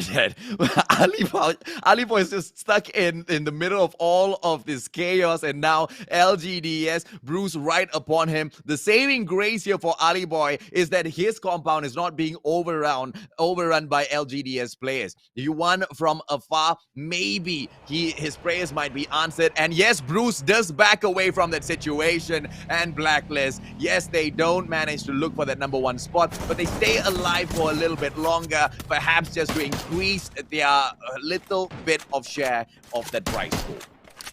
Fun fact about Roro, so I didn't get to talk about this, but there was a Free Fire All-Star tournament a couple of months ago, and Roro was one of the players playing, and he made a name for himself during that weekend as one of the guys with the best grenade launch, best grenade tosses.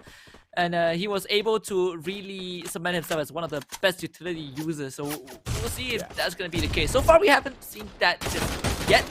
And so far, Siaka, he will be under fire by return. CGG will get the drop on him. Well, LGD is just getting a little bit too excited there, going in for the hunt, and Blacklist International, they will see the end to their run in the FFAC. Ladies and gentlemen, boys and girls, that is it for them as Yuan finds out that final player in the name of Ali, and he gets shut down. Sizigi, on the other hand, they backed away from that situation as Patrick, with the very quick plays on the glue wall, And it was just a situation that Blacklist International could not go in and doom anything much off anymore, right? Because of what LGDS brought on there. They brought in the perfect third party, and they allowed Suzuki to get away with those kills as well as all of their lives. Yeah, and Suzuki now with those early pickoffs will start to make that rotation, at least make their way towards the sub, and one of the few areas that is uncontested so far. Still 9 teams left in this lobby. You can see Heavy playing around Stone Ridge, so very far away from everyone else. LGDS on the southwestern side of the sub. We have the team Elite caught in between Refinery and the sub, right outside the command post. Evo's Divine also planting themselves near Refinery, kind of the same spot where they were previously in round number 5, where E Arena had in their usual compound. We see Hotshot also able to make that quick rotation, stopping by Foundation. CGG, the team that is in the best position to win the entirety of the grand finals. Not really making any moves. In fact, CGG, they are just chilling at the maze, just waiting for the perfect moment. They don't want to make any mistake right now, because the team, even though HQ Esports is out, there's still GPX Esports and Heavy that has a chance to overtake CGG. Absolutely right. And, you know, this is CGG just playing all of that early aggression for those previous rounds, and it allows them that room to rest now. Because if anything, this is exactly what you know, I had a big problem with in terms of the performance from CGG. They were too passive because they were looking for that final zone, right? And when they needed to bring that aggression out, they brought it out. And to now switch back into the passive place to secure that final zone play is not going to be a huge deal for them. To bag a couple of kills in there, we know they've got the mechanical capabilities to do that as well. Bagging a great placement, getting a few extra kills in that final zone, perhaps can just guarantee them that lion's share, the $80,000 US available out of the 400K prize pool. Heavy now just closing that gap between themselves as well as Suzuki, but Panda might get caught out in the open with that vehicle. This is the first challenge for Heavy. Can they completely get past Suzuki? It seems like they actually have the opportunity to completely dodge the fight, but they're going to touch down nearby and perhaps try to gatekeep SYZ. And Suzuki, on the other hand, knows kind of sense of what's up, so they will not beeline. In fact, they will try to take the long way to completely avoid Heavy as much as they can. On the other side, at the ruins, you have Hotshot Esports about to run to CGG. This is going to be pretty important. CGG, if they can get another wipeout, it's going to put them in really good position to again get closer to that first place. Hasu is going to make first contact. Good nade! No! Getting the knockdown. Second nade about to come through. Ibra is also there as well. Momo is out of the equation. Well done by Hotshot Esports, as CGG will find themselves having to face off against a Pakistani team, and a likely team that if they take out CGG, it's going to be another plot twist for this grand finals. Oh, amen, sir. Amen. I mean, you don't have to go out there and win. You just have to disable one of the top predators, one of the alpha predators of the Free Fire Asia Championship, ladies and gentlemen, boys and girls, and make a name for yourself. And Hotshot doing exactly that. Deadpool running for his life. He's not going to make it out. Shut down. The numbers catch up. Deadpool goes out of the equation as well. Outside of the blue zone, Hotshot, they make a name for themselves as they take out CGG and potentially end their run for that #1 spot, which leaves the consistent GPX as well as Heavy in a very, very solid spot in this competition. Evil's Divide puts that nail in the coffin. CGG will join HQ Esports in that lobby. We'll see if they have done enough to catch up. The 12 points is the magical number for CGG to catch up to HQ Esports.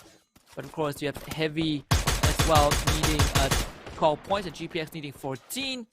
It's Kapom. It's going to down Wings. It feels like in this final round, this four-way fight, it might just come down to the wire with E Arena now putting a lot of pressure onto GPX. GPX gets knocked out, we're going to be staring at Heavy and only Heavy alone. But thankfully for GPX, they are still able to patch themselves back up and prepare for a future fight. But Heavy, they are also nearby.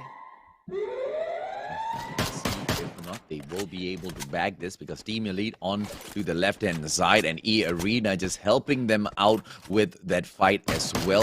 GPX might be able to be the biggest winners of this. And Bahari with a shot onto already. That's exactly how they want to start things off. Suzuki taking the fight up against Heavy, and they have got the vantage point with the higher ground advantage. And now Patrick sitting down inside of the watchtower. Not the best of positions to be, but with him, he has the grenade being cooked up and might be able to take out Kim Chon from this equation. Panda gets dropped, and Team Heavy as well. Perhaps looking at the exit already. Can Suzuki get this done? Beautiful time turner pull down, and a panic of a glue wall will help Kim Chon stay alive for a little bit longer. But Heavy as well, they will go back out towards the lobby. And in the hands of Suzuki, we will still have an unfortunate situation as we just do not know who's gonna win the FFAC. What is this cruel joke? Heavy is now out of contention, and that only means one thing. GPX Esports have the best chance of winning it all. The team that is probably ranked dead last when it comes to this rabbit race against, you know, Heavy and CGGG and HQ Esports, but they are the ones that remain standing with the full squad alive. 7 teams left. GPX have a good chance. They don't even need to get a lot of kills. They just need to get a booyah, and they will be able to win FFAC. So it is all GPX right now. Can they hold on? I am in absolute disbelief of what is unfolding at the FFAC right now. And now GPX with those long shots and pressure onto Suzuki. Justin might be able to get that first knock, but Sming, he gets knocked down. And I believe that was LGDS just pitching in as well with all of those shots. But they do need to be really careful because as GPX takes all of these shots, they might just open themselves up to a little bit of firepower on the side of E-Arena. He was Divine taken out of the equation by the one and only Team Elite, and now GPX, they close the gap between themselves as well as E-Arena, and this is where things get a little bit tricky. If E-Arena shuts down GPX as well, we are just gonna be absolutely confused, left in the dark as to how the final leaderboards is gonna be looking when we come to the close of this lobby, Husky. It's already top 5, so the chances of GPS winning this out is increasing by the minute. And GPX, they are holding on in command post. They will have to get past E-Arena and CZG. You can see GPX, they are getting ready for their one final push. They're getting shot at by Hotshot, but now they will take cover, and this is going to be the push of a lifetime for GPX. If they make it out alive, if they clear out the area, they will be in such good position to win this out. And it is a matter of time before their blue zone forces them out into the open. We'll see if Patrick and Nikki can ruin the dreams of this Indonesian squad. 3-2 is going to be shot first. Justin now making it out into the open. They're still not tanking the blue zone just yet, but they also put themselves in the line of fire by E-Arena. This is going to be the final push. Already taking a lot of punch outs. Bodies will go out, but that is non-consequential. It's just Team Elite. Justin hiding behind the blue wall. They're going to go in. TV2 sprays down Nikki. CDG might be knocked out right now. Already getting Nikki. TV2 on the ground. Killing Oisang. This is an absolute chaotic fight. Synergy is going to be knocked out first. GPX survives for a bit longer. Justin will try to gain as much distance as he can, but that blue one will be dropped down, and Kapong finds the kill. 2 more members left alive for GPX. They're hiding inside the building. It's down to top 3. GPX, is this it? I think this could be it, Husky, because this is just E-Arena doing the impossible run. They were way too far away to catch up with the rest of these teams, but early drops coming in from all of the other teams except for GPX, and now E-Arena with just already. But here's the thing, he has been the star player from the side of E-Arena all this while, and now Team Elite going in for the final finisher onto GPX. Out comes that Wukong in that bush, and he goes in, unfortunately shut down, and Team Team Elite alive and kicking. GPX get taken out of the equation as Team Elite secure the final booyah. But has it been done? Has it been completed by GPX, ladies and gentlemen, boys and girls? That is the biggest question. Did they secure that #1 spot in FFAC? Crazy stuff in the final round, the final mystery round of the grand finals in here for the Asia Championship, Husky. It's definitely a better series than Squid Game because I am loving all the plot twists. And even though I have not watched Squid Game, I can confidently say that I love this storyline just way more. Team Elite bagging that booyah for themselves, at least putting one on the board before they end this evening.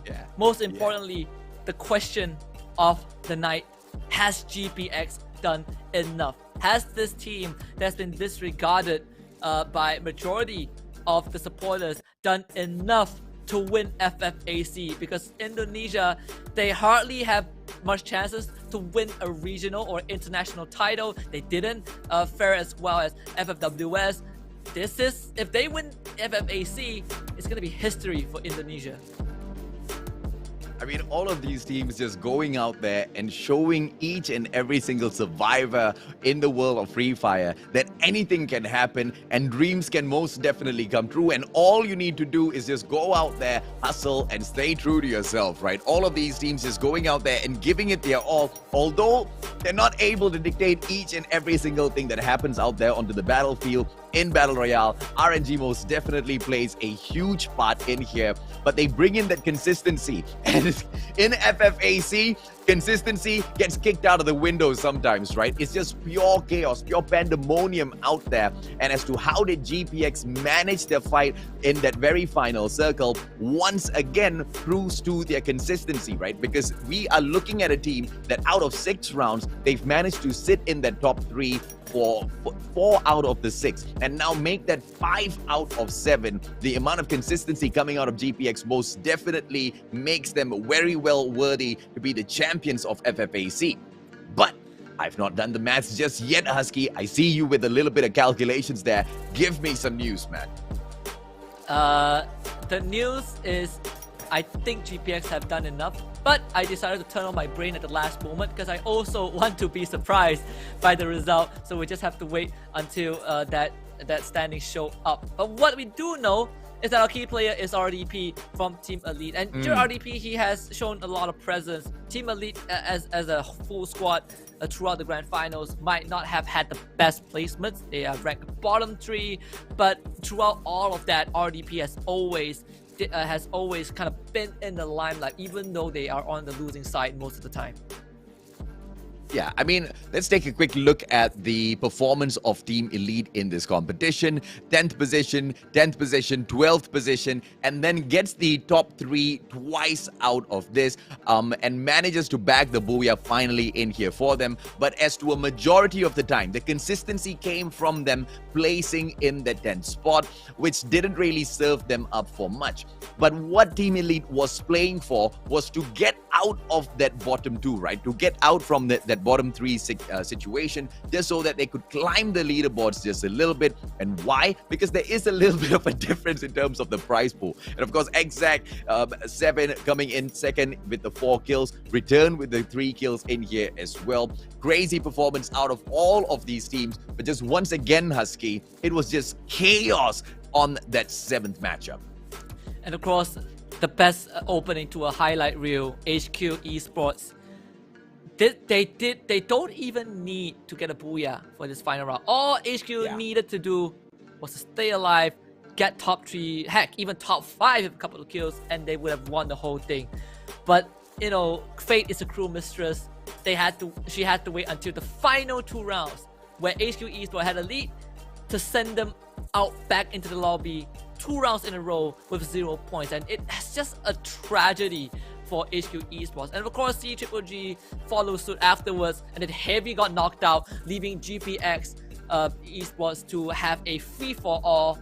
And I feel like this is probably the best ending to a grand finals. and it's the best ending that GPX could have hoped for. It's the best ending that they could have prayed for, right? I mean, they step on in here with so much of hope, so much of dreams to bag it for the side of Indonesia. And I had my bet on the Indonesian team. I just had my eyes on the wrong Indonesian team, right? I was thinking EVOS Divine was going to be able to deliver in here today, but it was not them. It was GPX with that consistent play all throughout, right? And another team that was in a situation to bag that #1 spot in here today. Heavy, with those consistent plays of their own as well, faced demise in the hands of Sizigi, of all people, who could not maintain their run in the top 5 of this competition. And that was an unfortunate situation and an end for the side of Heavy as well. Yeah, and you know, in the beginning of the round, you did say there's no way that the top 4 teams would end up dropping out early, while 3 of them did. And this really just goes to show, I mean, when I said this final round comes out to the wire, I didn't expect 3 out of the 4 frontrunners to get knocked out early on. You know, I thought that we are going to get at least 2 of them in the top 5, and then we will see who gets the booyah and win it out. But at the end of the day, it was GPX who played their cards right, and even though they didn't get the booyah, I'm pretty sure that they've done their utmost best, and now it is all down to math to decide whether GPX is worthy of the championship title. Remember, before we started this round, 12 points separates GPX and a tie against HQ Esports, so they need 13 points and they will be able to win FFAC. Crazy stuff at the FFAC. And, you know, there's still a little bit of time here before we can see the final standings. So let us know, who do you think has managed to make it up to the top, whether or not you got your predictions right, and if you expected this to happen. And yes, you are right, Husky. I said that, you know, this is the impossible, but the gods of RNG, anything can happen. And that's what Free Fire has been all about from the get-go, right? In the first place, it was the teams that were not even the invited, not even the directly invited teams, not even the first-seeded teams in here that were performing at their best. It was the teams that made it through from the play-ins that were performing at their very best from the get-go. And Sizigi being the only outlier from that whole equation, but still they weren't really too far away from the top 5, right? And as that same story would continue, it was just the unthinkable that kept happening again and again and again. We couldn't really put our, you know, eyes on one clear winner. Nobody managed to run away. HQ Esports perhaps managed to create a little bit of distance, but with, you know, 2 early takedowns, my man. 2 early takedowns. What a huge crusher that would have been for the spirits of the team. I feel bad for them, Husky. Yeah, and it could have happened at the any at the worst possible moment, right? At any worst, any bad moments. It had to happen at the final 2 rounds, where you think about this.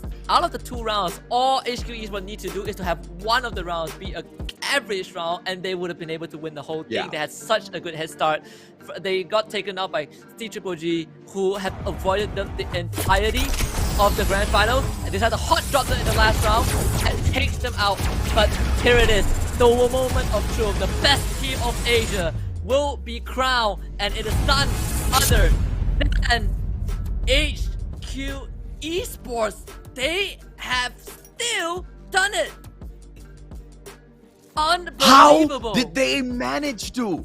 How did they keep their #1 spot? Ladies and gentlemen, boys and girls, Artemis with the crazy plays all throughout the day. Tyson with the long range, executions. Now, as he brought in all of those grenade launches, Funky M with the backup, Nanke, he just had to wait in replacement for just to see if or not he needed to step in. But overall, HQ Esports still managing to bag the winner, even without getting to the final circle.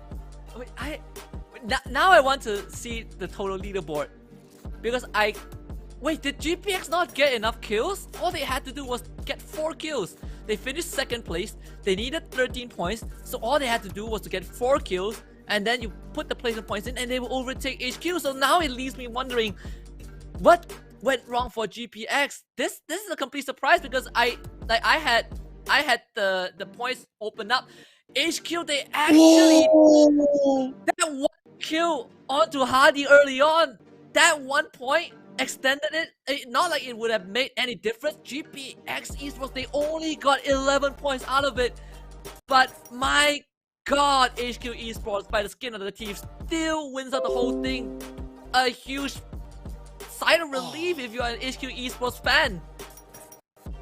Hey, and that's exactly what you can get if you bring in 3 booyahs on the grand stage itself for FFAC, right? HQ Esports managing to sandbag themselves with those 3 booyahs, even though they tank out early on 2 rounds. This is unbelievable. Some of the teams would be thinking it's unacceptable, but we sure as hell accept exactly what we are seeing here. HQ Esports, they've managed to pave the way for themselves in the FFAC and guarantee themselves that lion's share of $400,000 US, 80K USD in the bagger's cake. And finally, I did not curse a team. I mean, I had the standings open up on my second monitor, right? The moment the round ended, I closed the tab and I was like, please God, I think GPS won this. But apparently not. HQ. Can you imagine being one of the players? You lose 2 rounds in a row, and now you think to yourself, how guys, I think we screwed our chances, and they still won. This is Vietnam. They take back the crown. GPS came so close. What a heart-shattering defeat. That was definitely their round to win, but the Q steals coming in from E Arena maybe messed up the chances a bit. Regardless, that is the end, the conclusion for the Free Fire Asia Championship. What a ending, came down to the wire. Yeah, congratulations to HQ Esports from Vietnam, dominating the entirety of 2021 and going home with $80,000 US. And I think that is also all from us. A wonderful ride. There's more Free Fire to come. May we remain as the best mobile game there is. I'm Husky. Here's the Mustachio AJ. We will sign off from FFAZ. And right now, rejoice and celebrate HQ Esports as your new emperors. We'll see you guys in the next one. Good night.